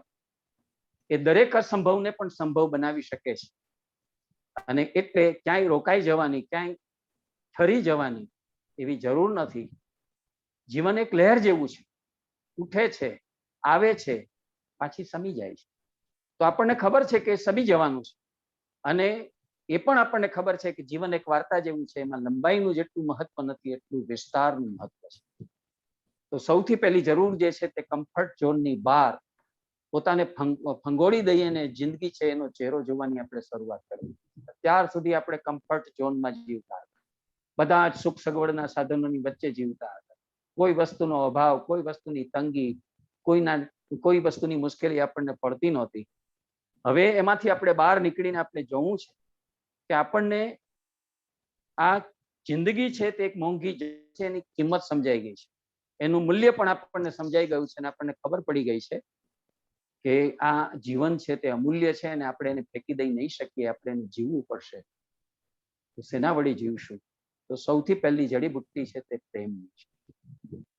શું છે આ પ્રેમ? જેને આપણે શા માટે એને આપણે જડીબુટ્ટી કહીએ છીએ? તો તમને કહીએ આપણે મિત્રો કે જીવનમાં અને ઈશ્વરની બેંકમાં જો કોઈનું પણ સૌથી મોટું ચલણ હોય તો તે પ્રેમની કરન્સી છે. પ્રેમ એક મોટી કરન્સી છે અને એ પ્રેમની કરન્સી છે જીવનમાં અને ઈશ્વરની બેંકમાં, બંને ત્યાં જ એ કામ આવે છે. એટલે જેમ ઈશ્વર તેમ પ્રેમ પણ અતિશય સૂક્ષ્મ અને અત્યંત વિરાટ એવું તત્વ છે. આપણી અનેક ક્ષણભંગુરતાઓને શાશ્વતનો સ્પર્શ આપવાની તાકાત કેવળ અને કેવળ પ્રેમમાં છે. અને આ પ્રેમ એટલે શું? પ્રેમ એટલે જેને ચાહતા હોઈએ એને માટે ખુવાર કે ખતમ થઈ જવાની તૈયારી. કોને ચાહીએ છીએ આપણે? આપણે જીવનને ચાહીએ છીએ, જીવનની સફળતાને ચાહીએ છીએ, જીવનની સાર્થકતાને કૃતાર્થતાને ચાહીએ છીએ. તો એના માટે ખુવાર કે ખતમ થઈ જવાની આપણી તૈયારી હોવી જોઈએ. તો પ્રેમ એટલે કોઈના હાથમાં પોતાને ખતમ કરી નાખવાની સત્તા આપવી અને એ સત્તાનો ઉપયોગ નહીં કરે તેવા વિશ્વાસની સાથે સોંપી દેવી. એટલે મિત્રો, સૌથી પહેલી જે જરૂરિયાત છે આજના સંજોગોમાં જીવનની સૌથી મોટી જડીબુટ્ટી છે તે પ્રેમની છે. જેમ શરીર માટે શ્વાસ તેમ આત્મા માટે પ્રેમ છે તે અનિવાર્ય છે. પ્રેમ વિહોણું જીવન તે જીવન છે જ નહીં. અને ખાસ કરીને આજના સંજોગોમાં પ્રેમના અનેક રૂપો છે. કાળજી, નિસ્બત, સાથ, આધાર, પ્રોત્સાહન, પ્રેરણા, હૂંફ, ઉષ્મા, નિકટતા, આ બધા જ એના જે લક્ષણો છે એ લક્ષણોથી આપણે પરસ્પર અત્યારે ઘરમાં રહીએ તો ઘરમાં અને વ્યવસાયમાં રહીએ તો વ્યવસાયમાં જીવવું પડશે. અને માત્ર મનુષ્ય પૂરતી આ વાત નથી. પ્રાણી માત્રની સાથે આપણે આવો સંબંધ, વાતાવરણ માત્રની સાથે આપણે આપણી આજુબાજુની સમગ્ર સૃષ્ટિ સાથે આ પ્રકારનું ચાહતનો એક સંબંધ ઉભો કરીને આપણે જીવવું પડશે. કારણ કે શરીર, મન, બુદ્ધિ, આત્મા અને અસ્તિત્વ પ્રેમ એમ અનેક સ્તરે છે તે સંકળાયેલી વસ્તુ છે. આ પ્રેમ તત્વ ઈશ્વર જેવું વિરાટ અને એટલું જ અનિર્વચનીય છે. ઈશ્વરની જેમ પ્રેમ પણ પૂર્ણ રૂપે પામી નથી શકાતો અને છતાંય તેની ઝાંખી છે તો જીવનમાં થયા જ કરે છે. તો પ્રેમથી આપણી જિંદગી છે તે વર્તમાન સંજોગોમાં પણ આ સંઘર્ષોની વચ્ચે પણ આસાન થઈ જાય એમ નથી, આપણે જાણીએ છીએ. પણ પ્રેમ એ સંઘર્ષોને અર્થપૂર્ણ અને માણવા લાયક બનાવશે. આ સંજોગોએ આપણને કેટલાક લેસન્સ આપ્યા છે, કેટલાક પાઠ શીખડાવ્યા છે. ક્યાં ભૂલો આપણે કરી હતી, ક્યાં આપણે ચૂકી ગયા હતા, શા કારણે કુદરતે આપણને આટલી મોટી લાઠી મારી. હવે આપણે આ સંજોગોમાંથી બહાર નીકળવા માટે થઈને કેવી રીતે આપણે જીવનની વ્યવસ્થા ગોઠવવી પડશે, જીવનનું તંત્ર કેવી રીતે આપણે આખું ગોઠવવું પડશે, એની વ્યવસ્થા કેવી કરવી પડશે, એનું એક જબરજસ્ત લેશન પણ આપણને શીખડાયું છે. તો આપણને વિચારતા કરી મૂક્યા છે, વિમાસતા કરી મૂક્યા છે. અને આપણે બહુ જ ઝીણવટથી અને સૂક્ષ્મતાથી આજ સુધી જેના ઉપર ધ્યાન નહોતું આપ્યું એની ઉપર ધ્યાન કરતા આપણને કરી મૂક્યા છે. તો સમજવાનું એ છે કે પ્રેમ શોધવાનો નથી હોતો, પ્રેમને ઓળખવાનો હોય છે. આ પ્રેમ જે છે તેને ઓળખવાની જો તમે શરૂઆત કરશો તો ચો તરફ પ્રેમ છે. કેમ કે આપણી અપેક્ષા એની બહુ જ હોય છે જીવતા જીવતા, પણ કોઈનો પ્રેમ ક્યારેય ઓછો હોતો નથી, આપણી અપેક્ષાઓ જ વધારે હોય છે. આ વાત પણ આપણે સમજી લેવી પડશે એક લેસન રૂપે, એક પાઠ રૂપે. ઘરમાં પત્ની ઓછો પ્રેમ આપે છે, ચીડચીડિયાપણું થઈ ગયું છે અને આપણને મેણા ટોણા મારે છે. સંતાનો છે તે પણ સામા જવાબો આપી દે છે. બધી વાતમાં ક્યાંય પ્રેમની ઉણપ નથી. આપણે સમજવું પડશે કે આ અત્યારના સંજોગોની દેણગી છે, એને કારણે આ બધું બની રહ્યું છે. તો પ્રેમનો અર્થ છે બીજાના વ્યક્તિત્વનો પૂર્ણપણે સ્વીકાર અને એના વ્યક્તિત્વને અખંડ રાખવાની એક પ્રતિબદ્ધતા. આ પ્રેમના ખરેખર જુઓ તો 5 રૂપો છે. પહેલું રૂપ એનું એવું છે કે આપણાથી જે લોકો ઉત્તમ શરીરીઓ છે, એટલે કે જે લોકો વયસ્કો છે, વડીલો છે, એમના પ્રત્યે ભક્તિભાવ, એનું નામ પણ પ્રેમ છે. બીજું, આપણે જેની સાથે લગ્નની ગાંઠથી જોડાયા છીએ તે પતિ પત્ની અને દાંપત્ય જે છે તે દંપતિ વચ્ચેનો શુદ્ધ રતિ શૃંગાર એ પ્રેમનું બીજું રૂપ છે. બીજું, સમાન ધર્મ, એટલે કે સમાન રુચિ વાળા, સમાન ધ્યેય વાળા, સમાન વૃત્તિ વાળા એવા જે આપણા લોકો સમાન ધર્માઓ છે એના તરફનો મૈત્રી ભાવ, એ પણ પ્રેમનું ત્રીજું રૂપ છે. પ્રેમનું ચોથું રૂપ છે કે જે અલ્પવયસ્ક, જે નાની ઉંમરના છે એવા બાળકો તરફનું વાત્સલ્ય, એ પણ પ્રેમ છે. અને એનું 5મું રૂપ છે જે લોકો આ જગતની અંદર દીન, હીન, નિરાધાર, દુઃખી અને અનાથ છે તેના તરફ અનુપમ કંપા અને કરુણા, એ પણ પ્રેમનું 5મું રૂપ છે. અત્યારે આ પ્રેમનો જડીબુટ્ટી રૂપે હું એટલા માટે ઉલ્લેખ કરી રહ્યો છું કે આ પાંચે પાંચ પ્રેમના રૂપો છે તે જ આપણને અત્યારના સંજોગોમાં, અત્યારના જીવનમાં અને પછી કાયમ માટે છે તે જીવાડશે. પ્રેમ જીવનનું અમૃત રસાયણ છે, ધાત્રી રસાયણ છે. જેમ આંબળાને ધાત્રી કહેવામાં આવ્યું છે, રસાયણ કહેવામાં આવ્યું છે. આપણા નિર્જીવ થઈ ગયેલા જે કઈ કોષો છે એને સજીવન કરી આપે છે, રિવાઇવલ આપે છે. તો એવું રિવાઇવલ આપણને પ્રેમ આપી શકે એવી વાત છે. કારણ કે આ પ્રેમ શું છે? પ્રેમમાં સુખ છે આપણે જાણીએ છીએ, પણ પ્રેમ જેટલું સુખ આપે છે તેટલી વ્યાકુળતા પણ આપે છે, આપણે ભૂલવાનું નથી. પ્રેમ એક એવી સ્થિતિ છે કે જેમાં એક વ્યક્તિ સિવાય આપણને બીજું કાંઈ ન દેખાય. તો આપણે એક વ્યક્તિ પૂરતો પ્રેમને મર્યાદિત અત્યારે કરવાનો નથી. આ પ્રેમને આપણે વેચવાનો છે, આ પ્રેમમય આપણે થઈ જવાનું છે અને સૌમાં આપણે એ પ્રેમ મૂર્તિ છે તે જોવાની છે અને સૌને ચાહવાનું છે. કારણ કે પકડી રાખવાનું નામ તે પ્રેમ નથી. પ્રેમ એટલે છોડવાની ક્ષણ આવે, ચાહવાની ક્ષણ આવે અને ચાહતા હોઈએ તેને છોડવાની ક્ષણ આવે ત્યારે પણ એને માટે થઈને તૈયાર રહેવું, એનું નામ પણ પ્રેમ છે. એટલા માટે વૈષ્ણવો છે ને એ તો પ્રેમને પાંચમો પુરુષાર્થ બન્યું છે. જીવનમાં જે ચાર પુરુષાર્થની વાત આપણા પૂર્વજો કરી ગયા, ધર્મ, અર્થ, કામ અને મોક્ષ, એમાં વૈષ્ણવો પાંચમો પુરુષાર્થ ઉમેરે છે અને તે પ્રેમને કહે છે. તો જો પ્રેમ હોય તો શું થાય છે? પ્રેમ આપણા જીવનની અંદર જે કઈ કોલાહલો છે, જે કઈ સ્પર્ધાઓ છે, જે કઈ દોડધામ છે, જે એવા આપણા અત્યંત ત્વરાપરાયણતાના અને આપણી હતાશા, નિરાશા અને ભાગદોડના જીવનમાં આપણે જે રીતે જીવી રહ્યા છીએ એમાં આપણને ક્યારેક લાગે કે પ્રેમ તો આ સંજોગોમાં, સમયમાં આઉટડેટેડ થઈ ગયો છે, એવી શંકા પણ આપણને જાય. પણ એ સાચું નથી, એ બિલકુલ સાચું નથી. પ્રેમ કદી આઉટડેટેડ થાય નહીં. પ્રેમ તો એવો દુર્દમ્ય પ્રવાહ છે કે ગમે તેવી દિવાલને તોડીને પણ આગળ વધી શકે, એને કોઈ હદ નડે નહીં. મૃત્યુના ઓછાયામાં જીવતા માનવીમાં પણ પ્રેમ છે તે પ્રાણ પૂરી શકે છે. અને એટલે આ જે વાત છે તે આપણે સમજવી છે કે પ્રેમ આકાશ જેટલો વ્યાપક છે, પૃથ્વી જેટલો ધીંગો અને લીલોછમ છે, ફૂલ જેવો નાજુક છે અને ઝાકળ જેવો ભીનો છે. આ પ્રેમનું જે ચાહતનું તત્વ છે એ જેટલું આપણે અત્યારે આપણા જીવનની અંદર સ્વીકારીશું તેટલું આપણે જે છે તે સાચું જીવન જીવી શકીશું. એટલે જીવનના કોઈ પણ બળ કરતા પ્રેમનું બળ સૌથી વધારે બળવાન છે. એક બાજુ ઝાકળથી પણ વધારે મુલાયમ છે અને છતાં આપણને જીવનની આવી બધી કઠિનાઈઓ, તકલીફો, યંત્રણાઓ, વિટંબણાઓથી મુક્તિ આપી શકવાની પણ એની અંદર ભરપૂર તાકાત છે. તે સમજીને પ્રેમને આપણે બરાબર એ અખત્યાર કરવાનું છે. બીજું જે છે જડીબુટ્ટીનું તત્વ તે છે મૈત્રી. આ મૈત્રી એટલે શું? મૈત્રી એટલે શક્ય. મૈત્રી એટલે અન્ય આત્માઓમાં પોતાપણાની બુદ્ધિ કેળવવી. તે કહો કે આત્મીયતાપણું, એને આપણે મૈત્રી કહીએ છીએ. આ એક એવી ભાવના છે કે જેમાં બીજાને દુઃખ પહોંચાડવાની નહીં, પણ બીજાનું દુઃખ લઈ લેવાની, બીજાનું અહિત કરવાની નહીં પણ તેનું હિત સાધવાની આપણી વૃત્તિ છે તે એની અંદર કામ કરતી હોય છે. તો આ જે વૃત્તિ છે તે મૈત્રીનો પાયો છે. અને મૈત્રી એક બીજું મોટું જેને કહીએ પ્રકારનું મોટામાં મોટું એવું એ જડીબુટ્ટીનું તત્વ છે. આપણે કહીએ છીએ વાતમાં કે જેની સાથે જીવનમાં 60 પગલા ચાલીએ તેની સાથે પણ શક્ય થઈ જાય. આપણે જાણીએ છીએ કે ટ્રેનમાં પ્રવાસ કરતા હોય તો પહેલા તો જગ્યા માટે થઈને ઝઘડાઝઘડી કરતા હોય, રિઝર્વેશન ન હોય, પણ પછી જેમ આગળ વધતી જાય તેમ તેમ બેસો ને કઈ વાંધો નહીં, સાંકળ મોકળ બેસી જશું.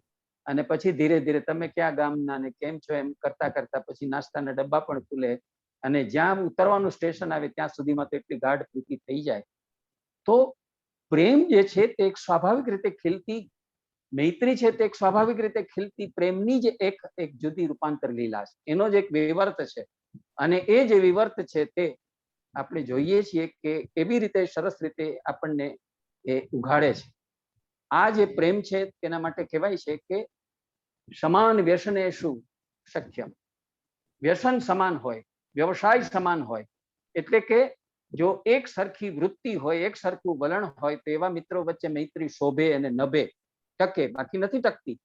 પણ આપણે જાણીએ છીએ કે લગ્નમાં પણ જે સપ્તપદી બોલાવવામાં આવે છે, સપ્તપદી પણ બીજું કશું નથી, એ મૈત્રી ભાવનાનું ઉચ્ચારણ છે. એક બાજુ એક સ્ત્રી એક પુરુષને અને એક પુરુષ એક સ્ત્રીને જે છે એ જિંદગીભર બંને એકબીજાનું શક્ય છે તે કેળવીશું એને માટેનો કોલ આપે છે. તો સમૃદ્ધિમાં મિત્રો આપણને જાણે છે અને વિપત્તિમાં આપણે મિત્રોને જાણીએ છીએ. આપણે જાણીએ છીએ કે જ્યારે જીવનમાં આપણે કોઈને પણ બિનશરતી પ્રેમ કરીએ છીએ ત્યારે એને એક નવું પરિમાણ મળે છે અને બિનશરતી પ્રેમ હંમેશા મિત્રો સાથેનો હોય છે. તો આવું જે મૈત્રીનું તત્વ છે તેમાં મુખ્ય જે મુદ્દો છે તે દુનિયાવી સંબંધોની મર્યાદાથી એ મુક્ત હોય છે.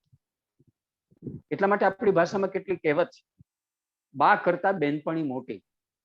જે વાત માને પણ ન કહી શકાય તે વાત બેનપણીને કહેવા માટે કન્યા તત્પર થતી હોય છે. અને મા તો જાણે છે, આપણી પડતી ને ઉપડતી પાપણની ભાષા પણ મા તો વાંચી શકે છે કે તમે તમારા મનમાં શું ચાલી રહ્યું છે ને તમે શું કેવું છે છતાં કહેતા નથી, બીજાને કહો છો. અને તેમ છતાં આપણી કેવી સ્થિતિ છે કે મિત્ર આગળ આપણું હૃદય છે તે આપણે ઉગાડી શકીએ છીએ. આપણા જીવનના કપરા સંજોગોમાં, આપણી મૂંઝવણોમાં, આપણી અકળામણોમાં આપણે જેની પાસે હૃદય ખોલીને વાત કરી શકીએ તો મૈત્રી તે હૃદયનું મંદિર છે. અને આવું જે હૃદયનું મંદિર છે તેની અંદર આપણે હંમેશા ખોલતા હોઈએ છીએ. આપણું હૈયું ખોલવાનું એ મંદિર છે ત્યારે આપણે એ સમજવાનું છે કે ધરતી ઉપર આના જેવું એક બીજું કોઈ પણ ઉત્તમ તત્વ નથી. ડોક્ટરોની પરિભાષામાં આને વિટામિન એફ કહે છે. આપણે વિટામિન એ વિશે જાણ્યું છે, વિટામિન બી વિશે જાણ્યું છે, B12 વિશે, vitamin C, vitamin D, vitamin E. પણ મિત્રો આજે મારે તમને કહેવું છે કે ફ્રેન્ડશીપ, મિત્રતા, દોસ્તી, સખ્ય એ જે છે તે વિટામિન એફ છે. મિત્રો હોવા એ જીવનની એક બહુ જ મોટી બિરાદરી છે, એક બહુ મોટું શુકન છે, એક બહુ મોટો જેને કહીએ એવો સધિયારો છે. મિત્રો જ્યારે આપણને આપણા કપરા સમયમાં હંમેશા સાથ આપે છે, આપણને માર્ગદર્શન આપે છે, આપણને જે રીતે ટકાવે નભાવે છે, તો એ મૈત્રી બહુ જ મોટી બીજી જડીબુટ્ટી છે. એ મૈત્રી અત્યારે જેમણે જેમણે સાચવી હશે, ઘરમાં આ લોકડાઉનમાં બેઠા બેઠા આ કર્ફ્યુના સમયમાં કોઈને રૂબરૂ તો મળી નથી શકાતું, પણ જે કોઈ મિત્રો છે એ મિત્રોની સાથે ફોનથી સતત સંપર્કમાં રહેવું, એકબીજાને સધિયારો આપવો, એકબીજાને હૂંફ અને ઉષ્મા આપવી, એ કામ અત્યારે આપણે કરવાનું છે અને જિંદગી ભર કરતા રહેવાનું. જેની પાસે મિત્રો નથી એના જેવો દરિદ્ર માણસ બીજો કોઈ નથી. જીવનમાં મૈત્રી શું શું કામ કરે છે તે આપણે કૃષ્ણ સુદામાના દાખલામાં જોયું છે, દુર્યોધન અને કર્ણના દાખલામાં આપણે જોયું છે. બીજા બધાને તો કોઈક ને કોઈક સ્વાર્થ હતો મહાભારતનું યુદ્ધ લડવામાં, કુરુક્ષેત્રનું યુદ્ધ લડવામાં. કર્ણને કોઈ અંગત સ્વાર્થ નહોતો, કેવળ મૈત્રી એકમાત્ર એનો હેતુ હતો કે મેં દુર્યોધને મને અણીની પડે મૈત્રી આપી છે, મારો એને મારે એમાંથી ઋણ થવાનું હોય, ઋણ મુક્ત થવાનું હોય, હું એને દગો ન દઈ શકું. માં પાલવ પાથરીને એની પાસે વિનંતી કરીને માગણી કરે છે તો પણ, અને ભગવાન સ્વયં શ્રી કૃષ્ણ પણ એને સમજાવે છે અને પ્રલોભનો આપે છે તો પણ એમાંથી ટસથી મસ કર્ણ થતો નથી. મૈત્રીનું આનાથી ઉત્તમ અને ભવ્ય ઉદાહરણ બીજું આપણે ક્યાં મળવાનું છે. આવા મિત્રો આપણા મૂળિયા છે તે જીવનમાં ટકાવી રાખે છે, મજબૂત કરે છે, આપણને દ્રઢમૂલ કરે છે અને આપણને સાચા અર્થમાં સંબલ બનીને, ટેકો બનીને, આલંબન બનીને આપણા માટે ઉભા રહે છે. તો મૈત્રી એ બીજી જડીબુટ્ટી છે. એ જડીબુટ્ટી જીવનભર સાચવજો, સાચા મિત્રોને ઓળખજો. નાનપણના મિત્રો એ કાયમી મિત્રો હોય છે, ક્યારેય ભૂલાતા નથી. સ્વાર્થ જેની અંદર છે તે મિત્રો પછી ધીરે ધીરે ઓછા થતા જાય છે. કેટલાક મિત્રો જે છે તે કેવા હોય છે, આપણે ત્યાં એક દુહો પણ છે અને કહે છે કેટલાક તાલી મિત્રો હોય છે, કેટલાક થાળી મિત્રો હોય છે, વગેરે વગેરે. વાતોમાં આપણે જવું નથી, આપણી પાસે સમય ઓછો છે અને આપણે બધા જાણીએ છીએ. પણ આપણા માટે જે બેકરાર થાય, જે ફરાર ન થઈ જાય પણ બેકરાર થાય, એવા જે મિત્ર છે તે સાચા મિત્રો છે. ત્રીજી જડીબુટ્ટી છે તે કરુણા. શું છે આ કરુણા? કરુણા એ પ્રેમની પરાકાષ્ઠા છે. અને જ્યાં કરુણા હોય ને ત્યાં હંમેશા કરુણ અને શોકનું છેદ ઉડી જાય છે. યાદ રાખજો મિત્રો, કરુણા તે દયાભાવ નથી. લોકો કરુણા એટલે દયા એવું ઇક્વેશન કરી નાખે છે, એવું સમીકરણ કરે છે. કરુણા તો એક ભવ્ય અનુભૂતિ છે. એમાં માત્ર દયા નથી, બીજાના સુખ દુઃખ માટેની નિસ્બત પણ છે અને એની સાથે સાથે બીજાના વ્યક્તિત્વનું સન્માન પણ છે. દયામાં તો સામી વ્યક્તિ પોતાના કરતા ઊણી છે, નબળી છે, નીચી છે અને હું આપનાર ઊંચો છું, હું સબળ છું, હું સક્ષમ છું, એવો છુપો ભાવ પણ હોય છે. કરુણામાં એવું કશું હોતું નથી. કરુણામાં તેને બદલે એક સમજ હોય છે કે જગતમાં માત્ર આપણે જ નથી, તમામ જળ ચેતન સૃષ્ટિ પણ છે અને બધાની સાથે આપણું અનુબંધ છે. આપણે જે કંઈ કરીએ છીએ તેની અસર આપણા ઉપર પડવાની છે, આપણા પરિવાર ઉપર પડવાની છે, આપણા સમાજ ઉપર પડવાની છે અને આપણા પર્યાવરણ ઉપર પણ પડવાની. આપણું એક પણ કૃત્ય જે છે પછી એ પર્યાવરણમાં પ્રદૂષણ આપણે ફેલાવ્યા તો એનું શું પરિણામ આવ્યું આપણે જોયું. આ જે રીતે ગ્લોબલ વોર્મિંગ થતું જાય છે, જે રીતે ગ્લેશિયર્સ છે તે પીગળતા જાય, જે રીતે દરિયાની સપાટી ઊંચી આવતી જાય છે, જે રીતે દરિયો માજા મૂકતો જાય છે, આપણને ખબર છે કે આપણા જ હાથે કર્યા હાયે વાગી રહ્યા છીએ અને આપણે અત્યારે એના પરિણામો છે તે ભોગવી રહ્યા છીએ. તો કરુણાનો જે મુખ્ય વિષય છે તે દુઃખિત્વ છે.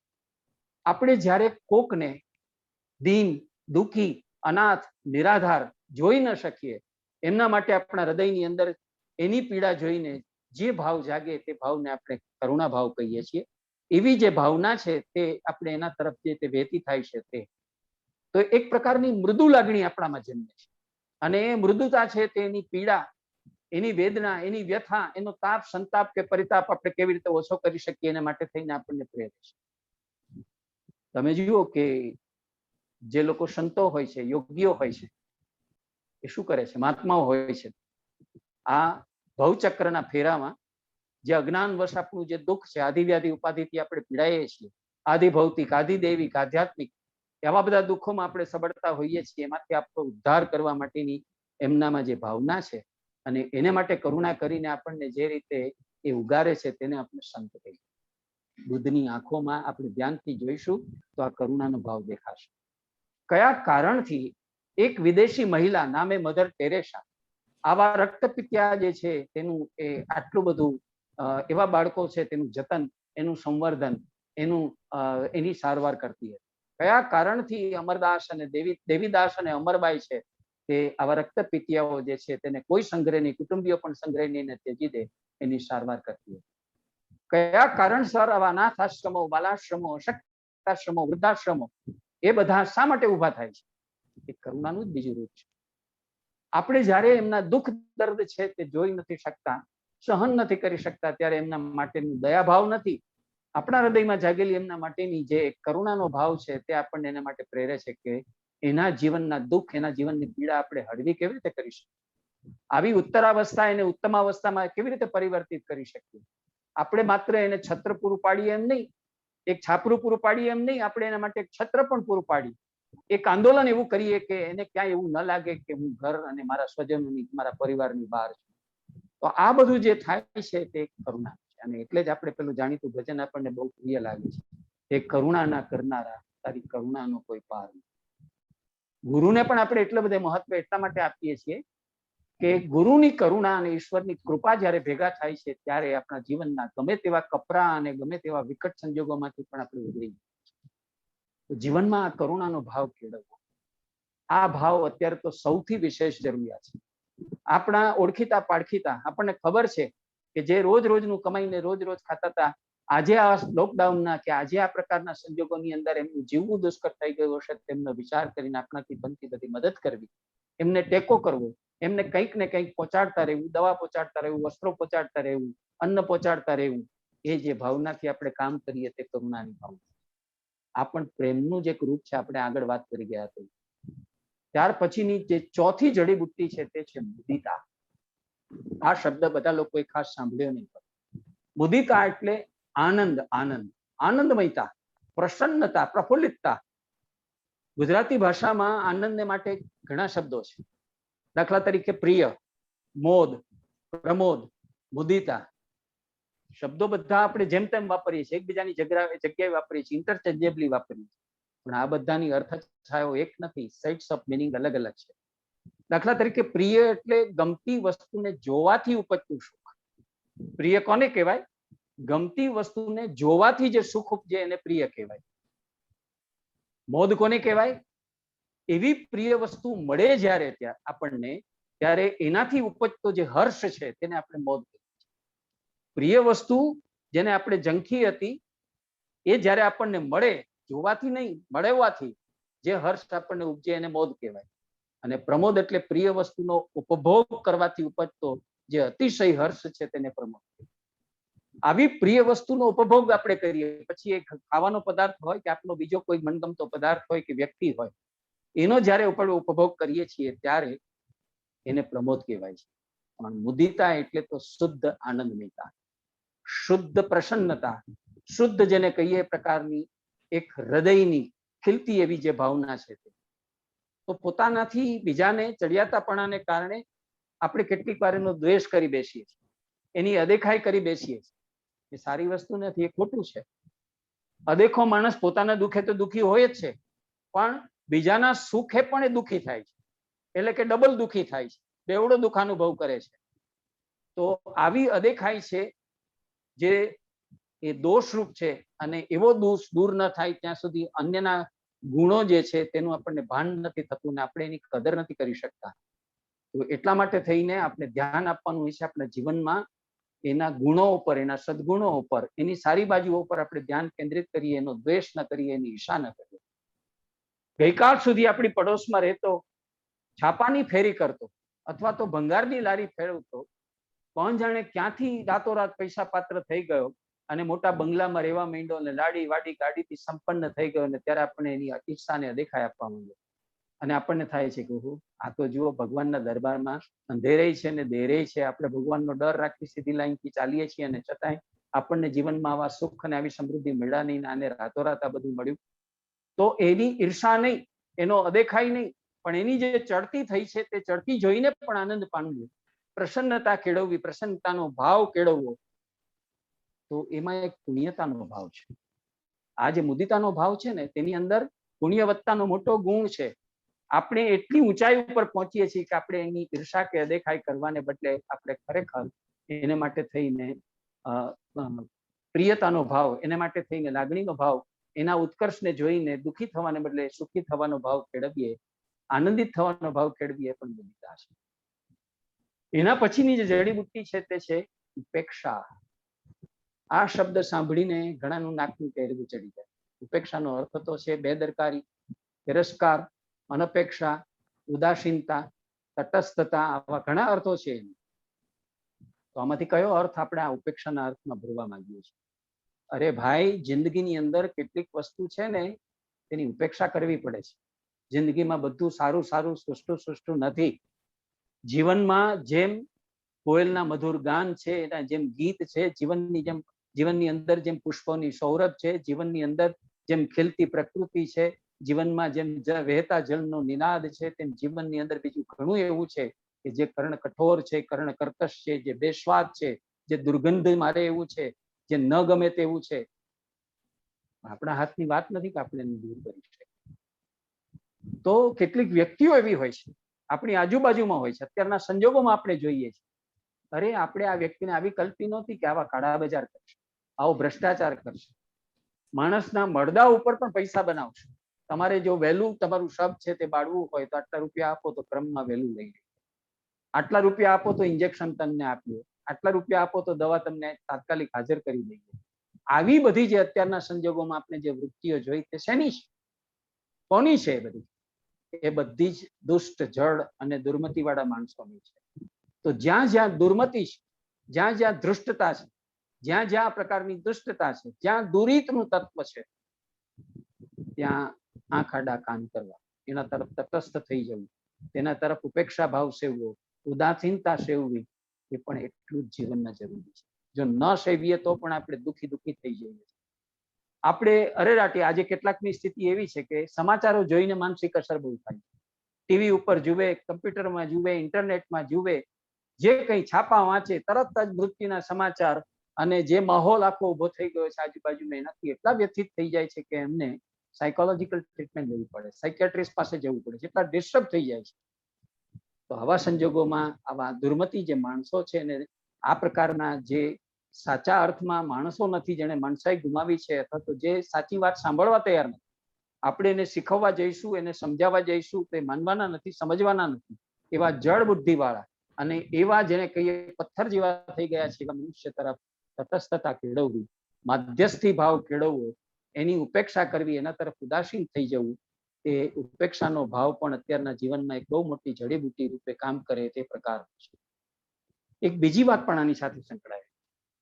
આજે અસહિષ્ણુતા એટલી વધી ગઈ છે, વિશ્વાસની કટોકટી એટલી ઊભી થઈ ગઈ છે કે વાત વાતમાં લોકો જે છે તે ઉશ્કેરાઈ જાય છે, વાત વાતમાં અપમાન કરી બેસે છે, તિરસ્કાર કરી બેસે છે, હળધૂત કરી બેસે છે.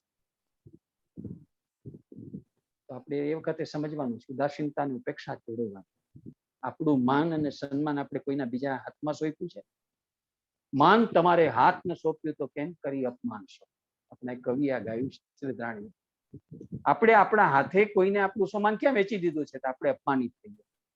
નાના બાળક દ્વારા કે આપણા આત્મીય સ્નેહી સ્વજન કે પ્રેમીજન દ્વારા ક્યારેક આપણો અનાદર થાય કે ક્યારેક આપણું અપમાન થાય તો આપણે સ્વમાન ભંગનો અનુભવ કરતા નથી. આપણું સન્માન ભંગ થયું એમ માનીને આપણે બેચેન નથી થઈ જતા અને આપણને કઈ લાગી નથી આવતું. તેમ જે લોકો શુગ્નજનો છે, જે લોકો સાચા અર્થમાં શિક્ષિત દીક્ષિત છે, સાચા જ્ઞાની છે, એ ક્યારેય કોઈકે કરેલા અનાદર, અપમાન કે તિરસ્કાર કે ઘૃણા એનાથી સ્વમાન ભંગ થવાની કોઈ જરૂર નથી હોતી. કારણ કે આપણું સ્વમાન આપણે કોઈને સામે ચાલીને સોંપ્યું નથી હોતું. તો સજ્જનતા અને સદગુણિતા એ માણસની મુદિતાનો વિષય છે. તો દુર્મતિ અને દુષ્ટ માણસ તરફની ભાવ દયા એના તરફ આપણે તટસ્થ થઈ જવું, ઉદાસીન થઈ જવું, તે ખરેખર ઉપેક્ષાનો વિષય છે. તો જિંદગીમાં આવી અનપેક્ષતા, એના તરફ આપણી કોઈ અપેક્ષા નથી કે એ પણ આપણને સન્માન આપે, એ પણ આપણને આ રીતે બહુ જ માન સન્માન આપે. નથી એવું થવાનું. જે જડ છે, જે જડ ભરતો છે, જે લોકો સુધરવા તૈયાર જ નથી, એ ક્યારેય સુધરવાના નથી. તો એવો વ્યર્થ પ્રયત્ન કરવાને બદલે એના તરફ ભાવ દયા રાખી આંખ આડા કાન કરવા જતું કરવું, એ જ સૌથી મોટી વસ્તુ છે. એનું જ એક બહુ જ મોટું જડીબુટ્ટી રૂપ તત્વ આપણા જીવનમાં છે, તે છે પ્રાર્થના.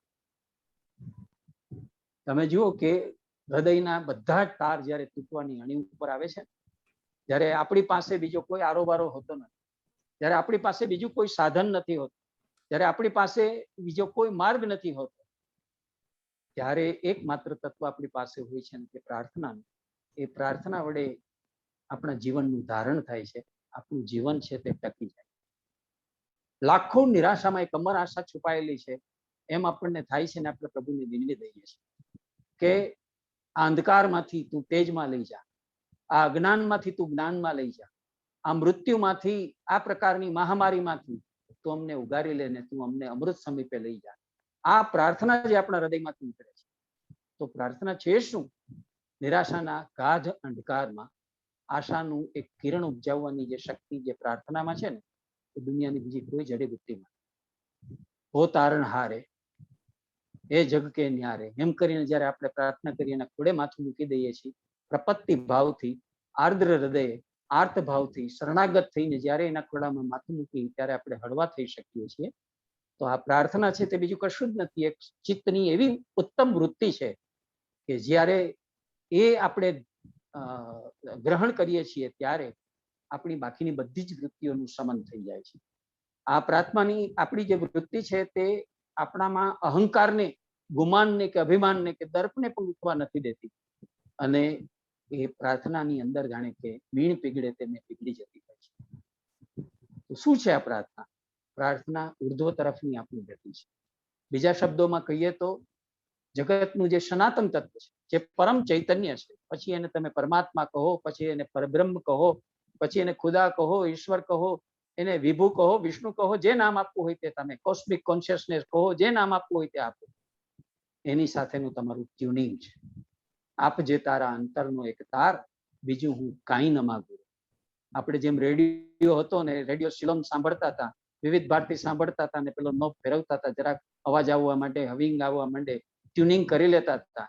એમ આપણી પોતાની સ્વસ્થતા સાથે, આપણી પોતાની ઉત્તમતા સાથે, ઉદાત્તતા સાથે ટ્યુનિંગ કરવું, એનું નામ પ્રાર્થના છે. બીજી રીતે કહીએ તો આત્માને સાફ કરતી એ સાવરણી છે. આપણા આત્મામાં જે કઈ રજ ચડી ગઈ હોય છે, જે ધૂળ બાવા બાજી ગયા હોય છે, એને સાફ કરવાની સરવાણી છે. ઘણા ધૂળ બાવા એટલે બધી જ વસ્તુ સમયે સમયે રજોટાય છે, મેલી થાય છે. જેમ શરીર મેલું થાય છે, મન મેલું થાય છે, બુદ્ધિ મેલી થાય છે, ચિત્ત મેલું થાય છે, એ બધાને સાફ કરતી એ સાવરણી છે. એ શુદ્ધિ માટેની એક લગન છે. એ ઈશ્વર શરણતા છે. એ આપણા હૃદયનું શોધન છે. આપણે આપણા હૃદયને શુદ્ધ કરવા માંગીએ છીએ, તો પ્રાર્થના આપણને યાદ દેવડાવે છે કે એના આધાર વિના ખરેખર તો આપણું નિરાંતતા છે. એનો અર્થ એ છે કે આપણા જીવનનો એક સંબલ છે, આપણા જીવનનો એક પિલર છે, કોલમ છે, ટેકો છે, બીમ છે. એ આપણને નમ્રતા પણ શીખવે છે. આત્મશુદ્ધિ કરી આપે છે અને અંતરને શોધવાનું અને જગતમાં બીજાની સાથે પાનું પાડવાનું પણ આપણને સુકરતાથી શીખવે છે. તત્વ છે તે પ્રાર્થનાનું છે. અને છેલ્લી જે જડીબુટ્ટી છે તે ક્ષમાની છે. આ જગતમાં માફી આપવી, ક્ષમા ભાવ દાખવવો એ દુર્લભમાં દુર્લભ વસ્તુ છે. કોકે નાનું પણ આપણને નુકસાન પહોંચાડ્યું હોય, કોકે આપણને ક્યાંક ધંધામાં, સંબંધમાં, કોક જગ્યાએ આપણને ક્યાંક હાનિ પહોંચાડી હોય તો તરત વેરવૃત્તિ આપણામાં જાગી જાય છે અને આપણને થાય છે કે આને માફ ન કરાય. પણ જીવનમાં માફી આપવી જરૂરી છે, માફિયા થવું જરૂરી નથી. માફી આપો પણ માફિયા ન થાવ. ક્ષમા કોનું ભૂષણ છે? વીરોનું ભૂષણ છે. ક્ષમા આપવી અને ક્ષમા પામવી એનાથી જીવનમાં મોટી કોઈ બીજી વાત નથી. ક્ષમા આપણા જીવનના જે કિલબિશો છે, જે કાદવો છે, જે કીચડો છે, એના અંદરથી બહાર કાઢતી આવી એક જડીબુટ્ટી છે. તો આવી જે જડીબુટ્ટી છે ક્ષમા વિશે આપણે ખૂબ જાણીએ છીએ. બધા ધર્મોમાં ક્ષમાનો બહુ મહિમા થયો છે અને એ ક્ષમા ક્ષણે ક્ષણે કોણે કોણે કેવી દાખવી. દ્રૌપદીની ક્ષમા જગમશહૂર છે, એને કેવી રીતે ક્ષમા આપી. આપણા માતા પિતા અને આપણા વડીલો આપણને કેવી રીતે ક્ષમા આપતા હોય છે. હર ડગલે અને પગલે આપણે ભૂલો કરતા હોઈએ છીએ, સ્ખલનો કરતા હોઈએ છીએ અને આપણો સમાજ, આપણું સંગઠન, આપણું જેને કહીએ વ્યવસાય, આપણા બોસ કેવી રીતે આપણને ક્ષમા આપતા હોય છે અને આપણને સાચવી લેતા હોય છે આપણે જાણીએ છીએ. તો ક્ષમા છે પણ એ પણ એક એવી ઉદાત્ત ભાવના છે ને કે એ પ્રેમનું એવું મોટું રૂપ છે કે જેને કારણે એ પણ મોટી જડીબુટ્ટી બનીને ઊભી રહે છે. આવા સાતેક જડીબુટ્ટી જેવા જે તત્વો છે તે તત્વો આપણા જીવનની અંદરથી જે ટ્રેસમાં આપણે જીવીએ છીએ, જે તાણમાં અને તણાવમાં આપણે જીવીએ છીએ, એમાંથી આપણને ઉગરવાની. મને ખબર છે કે એક જમાનામાં ડેલ કાર્નેગીનું પુસ્તક છે જિંદગી જીવવાની જડીબુટ્ટી, બહુ લોકપ્રિય થયું. એણે પોતાની બધી થીસીસ આ વાત ઉપર કેન્દ્રિત કરી હતી કે ટ્રેસ એટલે શું, તાણ એટલે શું, તણાવ એટલે શું, આપણે કેવી રીતે આ જગતની અંદર તાણ તણાવમાં રહીએ છીએ અને પછી કાર્ડિયક પેશન્ટ થઈ જઈએ છીએ, ડાયાબિટીસનો ભોગ બનીએ છીએ, અલ્ઝાઇમરનો ભોગ બનીએ છીએ, બ્લડ પ્રેશરનો ભોગ બનીએ છીએ. એમાંથી મુક્ત કેવી રીતે થવું એના માટે એને વાત કરી હતી. બધો આધાર આપીને મનોવૈજ્ઞાનિક આધાર લઈ. એરિક ફ્રોમ દુનિયાનો એક પ્રખ્યાત વિચારક અને ચિંતક, પ્રેમ કરવાની કળા ઉપર એને પુસ્તક લખ્યું. શાણો સમાજ કેવી રીતે, સૈન સોસાયટી કેવી રીતે ઊભી થાય એના માટે પુસ્તક લખ્યું. કેટલી બધી સુંદર અને મજાની વાત કરી. અને એવી બધી વાત કરનારા પશ્ચિમમાં તો ઘણા થયા અને આપણા દેશમાં ઘણા થયા, પણ આપણે જરા જુદો અભિગમ લઈને જોયું કે આપણે ત્યાં પણ આપણા ચિંતનમાં અને આપણા દર્શનમાં પણ આપણા જીવનમાં પણ એવા તત્વો પડેલા છે કે જે આપણને શિક્ષણ શાસ્ત્રીઓ સમજાવ્યા નથી, સ્કૂલ કોલેજના અભ્યાસમાં, આપણા અભ્યાસક્રમમાં ક્યાંય આવ્યા નથી, પાઠ્યક્રમમાં, એટલે આપણને ખબર નથી. પણ આ પ્રેમ, આ મૈત્રી, આ કરુણા, આ મુદિતા, આ ક્ષમાનો ભાવ, આ જેને કહીએ પ્રકારે પ્રાર્થનાનો ભાવ, એ આપણા જીવનના સાચા જડીબુટ્ટી જેવા તત્વો છે જે જીવનની અંદર આપણને જડીભૂત કરી આપે છે, દ્રઢમૂળ કરી આપે છે. આ જગતમાંથી આપણને ઉન્મૂલિત નથી થવા દેતા. કોઈક સ્વજન, માનું મૃત્યુ થાય અને જાણે કે આપણે મૃત્યુ બુડિયા સાથે જીવનમાંથી ઉખડી જઈએ છીએ. પિતાનું મૃત્યુ થાય અને માથેથી આપણું છત્ર ચાલી જતું હોય એવું આપણને લાગે છે, આપણે ઉગાડા પડી જતા હોય એવું લાગીએ છીએ.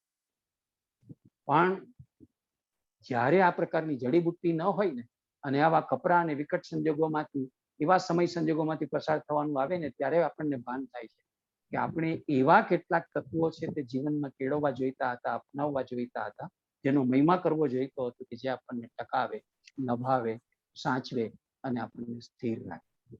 જેમ વૃક્ષને એના મૂળિયાઓ ટકાવે છે, ગમે એવા ઝંઝાવાતોની સાથે અડીખમ બનીને વૃક્ષ ઊભું રહે છે, એમ આપણા જીવનની આ બધી જડીબુટ્ટીઓ છે. અસાધ્યમાં અસાધ્ય, દુર્લભમાં દુર્લભ, મુશ્કેલમાં મુશ્કેલ, દુરારાધ્યમાં દુરારાધ્ય એવા સંજોગો, એવી પરિસ્થિતિઓને પણ સંભાળી આપણને એમાંથી ઉગારે એવી આ જીવનની જડીબુટ્ટીઓ છે. આપ સૌ આ જડીબુટ્ટી વિશે વધારે ચિંતન મનન કરજો અને એના ઉપર ધ્યાન આપીને આમાંથી જેટલું કેળવી શકાય અને અપનાવી શકાય અપનાવવા પ્રયત્ન કરશો તો મારું શ્રમ છે તે હું સાર્થક લઈશ. અહીંયા હું મારી વાણીને વિરામ આપું છું અને આગળ જેમ વાત થઈ હતી તેમ આયોજકો સાથે કોઈને આ વિષયમાં કઈ પ્રશ્નો પૂછવા હોય તો એને માટે હવે આપણે મંચને ખુલ્લો કરીએ છીએ. Thank you very much sir. મિત્રો, અત્યારે જે નરેશભાઈ વૈદ સાહેબે આપણને જે સમજૂતી આપીને જે લેક્ચર આપ્યું એમાં આપણા કોઈ પણ સભ્ય જેમને કોઈ પણ પ્રશ્ન હોય તો ચેટબોક્સમાં લખીને જણાવવા વિનંતી, અન્યથા હેઝ રેઇઝ કરવા વિનંતી છે. અત્યારે આપણી જોડે શ્રી હરિવાલા. હરિભાઈને અનમ્યુટ કરવા વિનંતી છે. હરિવાલા. હેલો, હરિભાઈ બોલો. હેલો. હા બોલો યસ હરિભાઈ. હરિભાઈ. હરિભાઈ. હા હા બોલો. સર, હું સૌરાષ્ટ્રના કોડીનાર તાલુકામાંથી હરિવાળા બોલું છું હા અને બોલો બોલો. સાહેબનો વિદ્યાર્થી છું. હાલમાં હું ધાણક કોલેજ બગસરામાં ગુજરાતીનો અધ્યાપક છું અને હું તો પહેલેથી જ સાહેબને સાંભળતો આવ્યો છું. ખૂબ જ સારું માહિતીસભર જ્ઞાન આપે જ છે અને આજે તો ખરેખર એમ કે પ્રસન્ન કરી દીધા સાહેબે. અને પ્રેમ વિશે જે વાત કરી છે, મૃદુતા વિશે જે વાત કરી છે, કરુણા વિશે વાત કરી, ઉપેક્ષા વિશે વાત કરી, ધન્ય થઈ ગયા સાહેબ. ખૂબ આનંદ થયો, ખૂબ આનંદ થયો. હરિભાઈ તમારે કોઈ પ્રશ્ન હોય તો કયો. કોઈ પ્રશ્ન છે? પ્રશ્ન સાહેબ ઉપેક્ષા વિશે વાત કરવી છે થોડી. હા બોલો, તમે કરવા માંગો કે છો? તમારી પ્રત્યેક પાસે માણસ, દરેક માણસમાં પ્રેમ ના, હું કહું છું પ્રેમ છે, દયા છે, કરુણા છે, બધું છે, છતાં પણ ઘણી વખત ઘર સુધી પણ ઉપેક્ષા તો આવી જ જાય છે. એનું કારણ શું? એ ઉપેક્ષાનો ભાવ ઘર તરફ નહીં, જીવન તરફ નહીં, સ્વજનો તરફ ઉપેક્ષાનો ભાવ નથી કેળવવાનો. જે ઉપેક્ષાનો, તટસ્થતાનો, ઉદાસીનતાનો ભાવ કેળવવાનો છે તે જે વિપરીત સંજોગો છે, વિપરીત વ્યક્તિઓ છે, વિપરીત પરિસ્થિતિઓ છે એની સામે કેળવવાનો. જે સુધરી શકે એમ નથી, જે કોઈ પણ ઉપાયે સુધરી શકે એમ નથી, એના તરફ. હા, એટલે દાખલા તરીકે એક બાજુ સુંદર મજાનું ફળ હોય અને બીજી બાજુ કાગડાની વિષ્ટા પડી હોય, તો કોની તરફ આપણી નજર છે તે જાય? આપણે વિષ્ટા જોવાનું પસંદ નથી કરવાનું, આપણે ફળ તરફ જ જવાનું કે આ સરસ મજાની દ્રાક્ષ છે, મધુર દ્રાક્ષ છે. તો એમ જે અણગમતી વસ્તુ છે, જે દુર્મતી લોકો છે, જે જળભરોતો છે, નથી સુધરવાના, તો એમના એવી વ્યક્તિઓ કેવા સંજોગો તરફ આવો ઉપેક્ષા ભાવ છે. Okay, thank you sir, thank you. બીજા કોઈ પ્રશ્ન? બિલકુલ વંદનભાઈ, ખૂબ ખૂબ આભાર. આ સિવાય અન્ય કોઈ પ્રશ્ન કોઈ પણ સભ્ય તરફથી પ્લીઝ ઇન્ફોર્મ કરો. જો કોઈ પ્રશ્ન હોય તો ચર્ચામાં લઈ શકાય, પ્લીઝ. નિગમભાઈ, એક પ્રશ્ન મારો છે. બિલકુલ સાહેબ. નરેશભાઈ સાહેબ, જેમ આપે કીધું કે ભાઈ આ જડીબુટ્ટી છે, 7 જડીબુટ્ટીઓનો આપે ઉલ્લેખ કર્યો: પ્રેમ, મૈત્રી, કરુણા, મુદિતા, ઉપેક્ષા, પ્રાર્થના અને ક્ષમા. આપે વારંવાર કીધું કે ભાઈ ભણતરમાં કોઈ પાઠ્યપુસ્તકમાં આ વસ્તુ આવતી નથી. આપણા પાઠ્યક્રમ એ રીતે છે કે કોમ્પિટિશનમાં જાઓ, we run into a rat race. તો હવે આપણે જાણીએ કે ભાઈ આ વસ્તુનો જીવનમાં કેટલો મહત્વ છે અને કેટલી જરૂરી જડીબુટ્ટી છે. તો આ બધી જે કેરેક્ટરિસ્ટિક્સ છે એને કઈ રીતે કેળવી શકાય, કઈ રીતે મેળવી શકાય અને કઈ રીતે મેળવ્યા પછી એને ટકાવી શકાય? કારણ કે આજે we run into a competitive world. તો આ વસ્તુ બંનેનો સમન્વય કઈ રીતે થાય કે ભાઈ એક બાજુ હું વર્લ્ડલી પ્રેશર્સમાં કામ કરું અને બીજી બાજુ મારે આ બધી જે આપણા વેદ પુરાણોમાં લખેલી છે અને જે આપણને એક સારું જીવન જીવવા માટેની પ્રેરણા આપે છે, એ બધા કેરેક્ટરિસ્ટિક્સ હું કઈ રીતે ટકાવી શકું? હા, એટલે એના બે રસ્તાઓ છે. પહેલો રસ્તો એ છે કે સાચું શિક્ષણ આપવું. હું છેલ્લા 50 વર્ષથી હાયર એજ્યુકેશનના ફિલ્ડમાં છું. હજારો વિદ્યાર્થીઓને મેં ભણાવ્યા છે અને આટલા વર્ષોમાં મેં જોયું કે આપણી સરકાર અનેક શૈક્ષણિક પંચો બેસાડે છે અને શિક્ષણ નીતિઓ તૈયાર કરે છે. પણ બહુ દુઃખ સાથે મારે કહેવું પડે છે કે આટલા એજ્યુકેશન કમિશનો બેઠા અને આટલી શિક્ષણ નીતિઓ ઘડીને રજૂ કરવામાં આવી, તેમ છતાં આપણે સાચું શિક્ષણ જે આપવાનું તે આપી નથી શક્યા. જો આપણે સાચું શિક્ષણ આપી શક્યા હોત તો માણસ માત્રને અને જીવ માત્રને આપણે સમાન ગણતા હોત. ઓટોમેટિક આપણી અંદર ઉદાર વૃત્તિ, ક્ષમા વૃત્તિ, કરુણાની વૃત્તિ બધું આવ્યું હોત. આ હિન્દુ છે ને આ મુસલમાન છે, આ ખ્રિસ્તી છે ને આ પાદરી છે, આ છૂત છે ને આ અછૂત છે, આ બધી વાતો નીકળી ગઈ હોત. અત્યારે જે પ્રશ્નોથી આપણે પીડાઈ રહ્યા છીએ, સ્ત્રી પુરુષ વચ્ચેની અસમાનતા એટલે જાતિગત વિષમતા, એવી રીતે કોમગત વિષમતા જેને કારણે કોમી રમખાણો થાય અને આપણે હેરાન થઈ જઈએ, આ બધી વાતો શિક્ષણનો જ અભાવ સૂચવે છે. સાચી શિક્ષણ નીતિનું છેક ગઈ પેઢી સુધી સારામાં સારા પાઠ્યપુસ્તકો બનતા હતા. સારામાં સારી જેને કહીએ પ્રકારની રચનાઓ અંદર પસંદ થતી હતી, જે જીવનના પાઠ બધા સરસ મજાની રીતે શીખવી દે. હવે બધું અદ્રશ્ય થઈ ગયું છે અને એની જગ્યાએ હવે આ વસ્તુ જે મૂકવી જોઈએ નથી મુકાતી. તમને એક દાખલો આપું તો તમને બહુ આશ્ચર્ય થશે. આપણું દેશનું એક પ્રતિનિધિ મંડળ છે તે જાપાન ને જર્મની ગયેલું. એ મંડળના અધ્યક્ષ તરીકે આપણા લાલકૃષ્ણ અડવાણી હતા. બૌદ્ધિકોનું એક ગ્રુપ ગયેલું. ત્યાં લોકો જુદી જુદી શૈક્ષણિક સંસ્થાની મુલાકાતે ગયા, એમ બાલ મંદિરની મુલાકાતો પણ ગયા. તો એમણે જોયું કે એની દિવાલો ઉપર આપણે ઋષિ મુનિઓની છબીઓ ટાંગેલી હતી જર્મનીમાં બાલ મંદિરોમાં. એટલે એમને બહુ આનંદ થયો અને એમણે પોતાની ખુશી પ્રગટ કરી અને પેલા લોકોને કીધું કે ભાઈ મને બહુ આનંદ થાય છે એક ભારતવાસી તરીકે કે અમારા ભારતીય ઋષિ મુનિઓની તસવીરો તમે તમારા ક્લાસરૂમમાં તમે એને મૂકી છે. ત્યારે પેલા તરત સુધારો સૂચ્યો અને કીધું એમને કે માફ કરજો, તમે એમ કેમ કહો છો કે આ ઋષિ મુનિઓ છે તે ભારતના છે? આ સમગ્ર માનવ જાતના છે. એમણે જે વાતો મૂકી છે તે સમગ્ર માનવ જાતની છે. એટલે કેવી સ્થિતિ થઈ હશે તમે સમજો. પછી એમણે પાઠ્યપુસ્તકો જોવા માંગ્યા. તો પ્રાથમિક શાળાનું પાઠ્યપુસ્તક છે તેની અંદર શું મૂક્યું છે જર્મનીએ? તેની અંદર આપણે હિતોપદેશ અને પંચતંત્રને ટેક્સ્ટ બુક રૂપે મૂક્યા છે. પ્રાઇમરી એજ્યુકેશનમાં જર્મનીની સ્કૂલોએ હિતોપદેશ અને પંચતંત્ર એ આપણા પાઠ્યપુસ્તકો ત્યાં બનાવ્યા છે. અને તમને જાણીને નવાઈ લાગશે કે આપણે ત્યાં પંચતંત્ર હિતોપદેશ બજારમાં ખરીદવા નીકળશો ને તો ભાગ્યે જ જોવા મળશે. કોક KH વ્હીલરના રેલવે સ્ટોરના ઉપર મળી જાય તો મળી જાય ને એ પણ એવરેજ એડિશન મળશે. એ નીતિ કથાઓ અને બોધ કથાઓ દ્વારા, ગીજુભાઈની બાળ વાર્તાઓ દ્વારા બધા સંસ્કારો છે તે અપાતા. બાળક દાદા દાદીના ખોળામાં ઉછળતું હતું ને એને રામાયણ મહાભારતની વાર્તાઓ કહેવાતી હતી અને બધા મૂલ્યો અને આદર્શો છે તેના સંસ્કાર રૂપે કેળવાતા. એ વસ્તુ જ આખી ખલાસ થઈ. વિભક્ત કુટુંબોના જમાનામાં હવે નથી દાદા દાદી સાથે રહેતા, નથી વૃદ્ધો સાથે રહેતા, નથી વૃદ્ધોનું સેવન કરવામાં આવતું. તો એનો ખોડો છીનવાઈ ગયો છે એમ નહીં, સાચું શિક્ષણ ને સાચા સંસ્કાર ને સાચી પરંપરાઓ પણ છીનવાઈ ગઈ છે. એટલે પહેલી વાત જે છે તે સાચા શિક્ષણની જરૂરિયાત છે.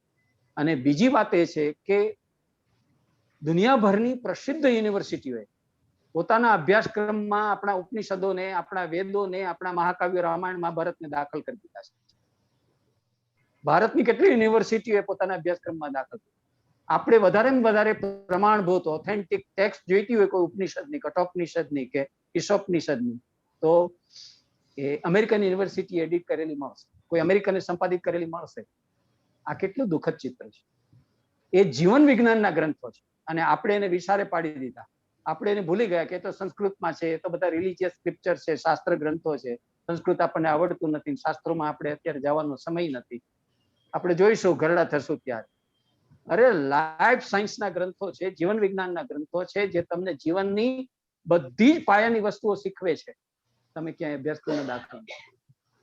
એટલે આટલા વર્ષના મારા એક શિક્ષક તરીકેના અનુભવથી હું બોલું છું અને કહું છું કે મારું એક કન્વિક્શન બંધાયું છે ને તે એ છે કે માણસનું પગથી માથા સુધી રૂપાંતર કરી શકે એવી એકમાત્ર જાદુઈ લાકડી, એવું એકમાત્ર રસાયણ જો માણસ જાત પાસે હોય તો તે કેવળ એજ્યુકેશન છે, એજ્યુકેશન છે ને એજ્યુકેશન. તમે એજ્યુકેશન આપવામાં નિષ્ફળ ગયા છો અને એ નિષ્ફળતાને પરિણામે આજે આ બધા જ પ્રશ્નોનો આપણે સામનો કરી રહ્યા છીએ. તમે વોટ્સએપ ખોલો, તમે ફેસબુક ખોલો અને એકબીજા ધર્મોની સામે કાદવ કીચડ ઉછાળવાની, એકબીજાને ઉતારી પાડવાની જે કઈ વાતો ચાલ્યા કરે છે, જે એનો પ્રચાર પ્રસાર કરવામાં આવે છે, વોટ ઇટ શોઝ, શું બતાવે છે? એ બતાવે છે કે આપણે આપણા જીવનની અંદરથી આ બધા પાયાના જે મૂલ્યો છે કે પાયાની વાતો છે બધી વિસરી ચૂક્યા છે. એવી રાષ્ટ્રીય શિક્ષણ નીતિ હોવી જોઈએ, એવું રાષ્ટ્રીય શિક્ષણની પદ્ધતિ અને તંત્ર હોવા જોઈએ કે જે અનાયાસે બાળક એનાથી સભાન ન થાય અને છતાં એ શીખતું આવે ને તૈયાર. એક વિચારવાન, રાષ્ટ્રપ્રેમી એવા નાગરિકો તૈયાર કરવાનું કામ શિક્ષણનું છે અને આજે ક્યાં એ કરી છે? આપણે મૂળભૂત કામ જ ચૂકી જઈએ છીએ. આપણે કરી જ નથી શક્યા અને પરિણામે આજે આપણા દેશમાં ને આપણી પ્રજા સામે જે પ્રશ્નો છે તે પ્રશ્નો છે. સ્પર્ધાના જમાનામાં ટકી રહેવાની વાત તમે કરી કે કોમ્પિટિટિવ એજ છે, આપણે જાણીએ છીએ. તો ભાઈ તમને ખબર છે કે આ કોમ્પિટિટિવ જમાનાની અંદર તમને ગીતા મેનેજમેન્ટ શીખડાવે છે, તમને ઉપનિષદો લાઈફ મેનેજમેન્ટ શીખડાવે છે, વેલ્થ મેનેજમેન્ટ શીખડાવે છે, હેલ્થ મેનેજમેન્ટ શીખડાવે છે. મેનેજમેન્ટની 300 શાખાઓ છે, એનું જ્ઞાન જેટલું આપણા શાસ્ત્રોમાં ભરેલું પડ્યું છે, તો આપણી તો કસ્તુરી મૃગ જેવી અવસ્થા છે. પોતાની જ નાભીમાંથી સુગંધ આવે છે ને બહાર શોધે છે સુગંધ ક્યાંથી આવે છે, ક્યાંથી આવે. આપણને ખબર જ નથી કે આપણી પાસે આપણા પૂર્વજોએ કેટલી વિરાસત, કેવડો મોટો આપણો વારસો મૂક્યો છે. એટલા માટે હું વારે વારે કહું છું કે અત્યંત શ્રીમંત અને ધીમંત એવા વડીલોના અત્યંત નપાવટ અને નિર્વીર્ય એવા સંતાનો છે. જે ખરેખર આપણે આપવાનું હતું ને મેળવવાનું તે આપણે આપી નથી શક્યા અને મેળવી નથી. રોટરી ક્લબે એક સરસ મજાની આવી સીડીઓ બનાવી છે, આખો કોર્સ કે તૈયાર કર્યો છે. ક્યારેક તમે સાંભળજો, બતાવજો મેમ્બરોને. એક 12 વર્ષનો છોકરો પૂછે છે, મને જવાબ આપો કે તમે આ શું કામ કર્યું. આવનારી પેઢી, હવે જે યુવાન પેઢી છે ને, એ કોઈ ધર્મમાં માનવાની નથી, કોઈ શિક્ષણમાં. ક્લાસરૂમ ટીચિંગ બંધ થઈ જવાનું. યુનિવર્સિટીઓ, સ્કૂલ, કોલેજો, બધા જ બિલ્ડિંગો છે ને કોમર્શિયલ સેન્ટરોમાં ફેરવાઈ જવાના. એ લોકો એમ કહે છે કે અમે એક જ ધર્મને ઓળખીએ છીએ, તે માનવ ધર્મ, ઇન્સાનિયતનો ધર્મ. આજ સુધી ધર્મોએ પથ્થરની મૂર્તિમાં છે તે શ્રદ્ધા હોઈ શકે ને શ્રદ્ધા મૂકી શકે એટલું જ શીખવ્યું છે. પણ કોઈ ધર્મોએ દુર્ભાગ્યે માણસમાં માનવતા છે, માણસમાં ઇન્સાનિયત છે એ શીખ્યું નથી. એ શીખવવામાં બધા ધર્મો પણ નિષ્ફળ ગયા છે. દુનિયાના 12 ધર્મો આપણા દેશની અંદર છે, અને છતાંય કોઈ ધર્મે આ વાત આપણને શીખડાવી. તો આપણે એમ કહીને છૂટી જવાની જરૂર નથી કે આજના જમાનાની રૂખ બદલાઈ ગઈ છે, એનો મિજાજ બદલાઈ ગયો છે, એની પરિસ્થિતિ બદલાઈ ગઈ છે, અને હવે આ વાતો બધી જૂની પુરાણી છે, આઉટડેટેડ છે. આ વાતો જરાય જરી પુરાણી આઉટડેટેડ નથી, ઓર્થોડોક્સ નથી. આ હંમેશને માટે સદા અને સદા પ્રસ્તુત, રેલેવન્ટ એવી વાતો છે. જી ડોક્ટર સાહેબ, આપે બહુ જ ડિટેલમાં સમજૂતી આપી, અને આપે જે ચર્ચા કરી એ બહુ જ ગંભીર પ્રશ્ન છે, અને આ બાબતે આપ સૌએ, અમારે સૌએ પણ વિચારવું જરૂરી છે. બીજો એક પ્રશ્ન આવ્યો છે કે સર, હમણાં તમે જે કીધું કે જે જડ ભરત કોઈ દિવસ સુધારતો નથી, જડ ભરત માણસે કોઈ દિવસ સુધારતો નથી, પણ શું એને રોજ ટોક કરવામાં આવે તો એ સુધરે ખરી? નથી સુધરતી. આમાં શું છે કે માણસની અંદર જ ડોક્ટર જેકિલ અને ડોક્ટર હાઇડ બંને વસે છે. માણસ માત્રમાં માનવ, દાનવ અને દેવ ત્રણેયનો નિવાસ છે, અને જિંદગીનું જ બીજું નામ કુરુક્ષેત્ર છે અને ધર્મક્ષેત્ર છે. જે સંસારમાં જીવો છે એ કુરુક્ષેત્ર છે, જેમાં આદિવ્યાધિ, ઉપાધિઓ, કંગ, ક્લેશ, કંકાસ, યુદ્ધ, ઝઘડા બધું છે, અને અંદરનું જે જગત છે તેની અંદર ધર્મક્ષેત્ર છે. આ બે ક્ષેત્રો વચ્ચે જ્યાં સુધી સ્પષ્ટ સમજ ના આવે, એની વચ્ચેની ડિમાર્કેશન લાઈન ન સમજાય, આપણા પોતાના અંદરના સંબલને પામીએ નહીં, આપણી જાતમાં આપણે સ્થિર ન થઈએ, ત્યાં સુધી બધા દુર્ગુણ રહેવાના છે. કોઈ કોઈને કશું શીખવી નથી શકતું, અને કોઈ કોઈને સુધારી નથી શકતું. એવા વેમમાં રહેવાની જરૂર નથી. દુનિયામાં અત્યાર સુધી અસંખ્ય મહાત્માઓ આવ્યા છે, અસંખ્ય સંતો આવ્યા છે, અસંખ્ય શ્રેષ્ઠ ગુરુઓ આવ્યા છે, અને છતાં કેટલાને સુધારી શક્યા છે. માણસની અંદર પૂર્ણતા, માણસની અંદર દિવ્યતા અને માણસની અંદર જ્ઞાન છે તે પડેલું જ છે. એની કડીઓ જોડવાની હોય છે. એ કડીઓ જોડવાનું કામ આપણે કરી શકતા નથી. એ આપણને સૂઝ્યું જ નથી કે આ કડીઓ જોડવાની. આપણે બહારથી તો વિદ્યાર્થીના મગજો કે માણસના મગજો, તે તમે આવા ઉછીના લીધેલા વિચારો કે ઉછીની લીધેલી વાગવતો છે ભરવાના ગોદામો છે. એ ગોદામો છે કે જેમાં આપણે બધું ઠાસીને એના કોથળા ભરી દઈએ. આપણે માણસને પેદા કરવાનું છે, આપણે માણસને સર્જવાનું છે, અને માણસને સર્જવા માટે થઈને આ રીત ન હોય. માણસને સર્જવા માટે થઈને તમારી પાસે આ બધું જોઈએ, તો તમે એમાંથી માણસનું નિર્માણ કરી શકો.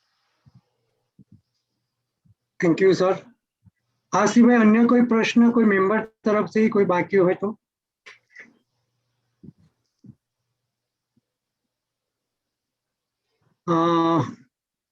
સાહેબ, ભણવાનું યાદ રહેતું નથી.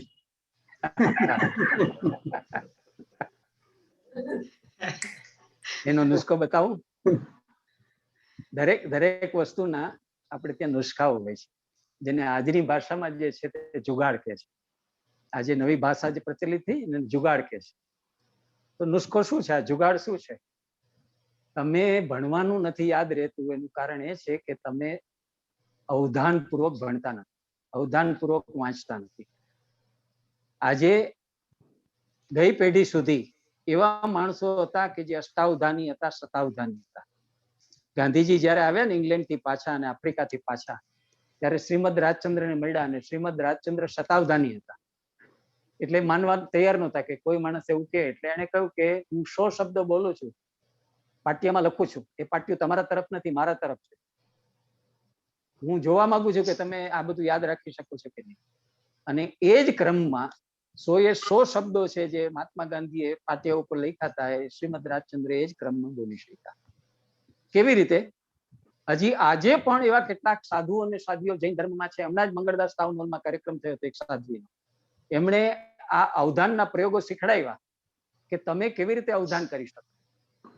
કારણ માત્ર એટલું છે કે આપણે બધી જ વસ્તુને હવે લાઇટલી લઈએ છીએ. ભણવાને લાઇટલી લઈએ છીએ, વાંચવાને લાઇટલી લઈએ છીએ.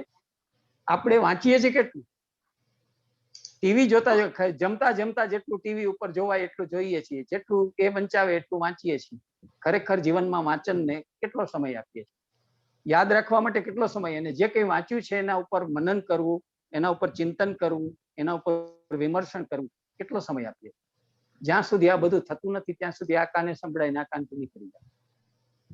અવધાન વૃત્તિ છે તે કેળવવી પડે. અને એ અવધાન વૃત્તિ છે તે માણસ એટલું મોટું, ભગવાનની કૃપા એવડી મોટી છે. આ મનુષ્ય નામનું જે યંત્ર બનાવ્યું છે, શરીર નામનું, એ એટલું પાવરફુલ છે.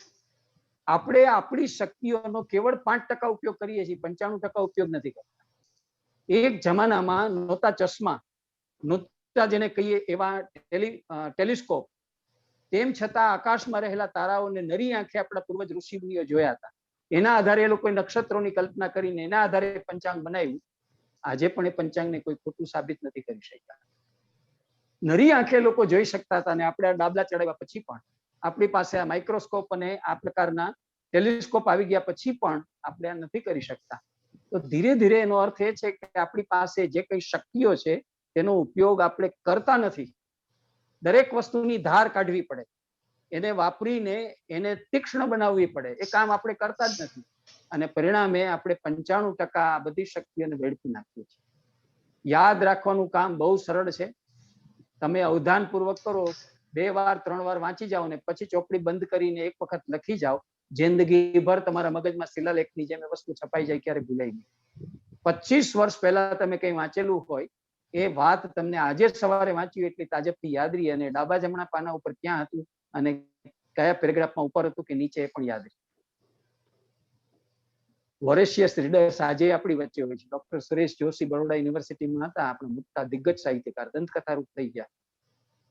એને દુનિયાભરનું સાહિત્ય વાંચ્યું હતું, દુનિયાભરના તત્વજ્ઞાનના ગ્રંથો વાંચ્યા હતા. આજ સવારે વાંચ્યા હોય ને એટલી તાજગી એ વાત કરી શકતા. રાજકોટ મ્યુનિસિપલ કોર્પોરેશન એના જાહેર વ્યાખ્યાનો ગોઠવતા. એને કાન્ટ ઉપર વ્યાખ્યાન આપ્યા, સ્વપનોર ઉપર આપ્યા, એરિસ્ટોટલ ઉપર આપ્યા, પ્લેટો ઉપર આપ્યા, દુનિયાભરના તત્વજ્ઞાનીઓ ઉપર ને અદ્ભુત સાહિત્ય ગ્રંથો ઉપર વ્યાખ્યાનો આપ્યા. કેવી રીતે શક્ય ભાઈ? એ માણસ જ હતા. તો માણસ પોતે જો ધારે, સંકલ્પ કરે તો બધું કરી શકે, કશું અશક્ય નથી. Thank you sir. સર, એક નાના સબ્જેક્ટને પણ આપ જે રીતે સમજૂતી આપી રહ્યા છો, હેડ્સ ઓફ ટુ યુ. બહુ જ ડિટેલમાં સમજૂતી અને સરળ ભાષામાં સરળ રીતે સમજી શકાય એ રીતે છે. આપનો ખૂબ ખૂબ આભાર. અન્ય કોઈ પ્રશ્ન છે કોઈ પણ સભ્યનો તો હજુ આપણે કરી શકીએ.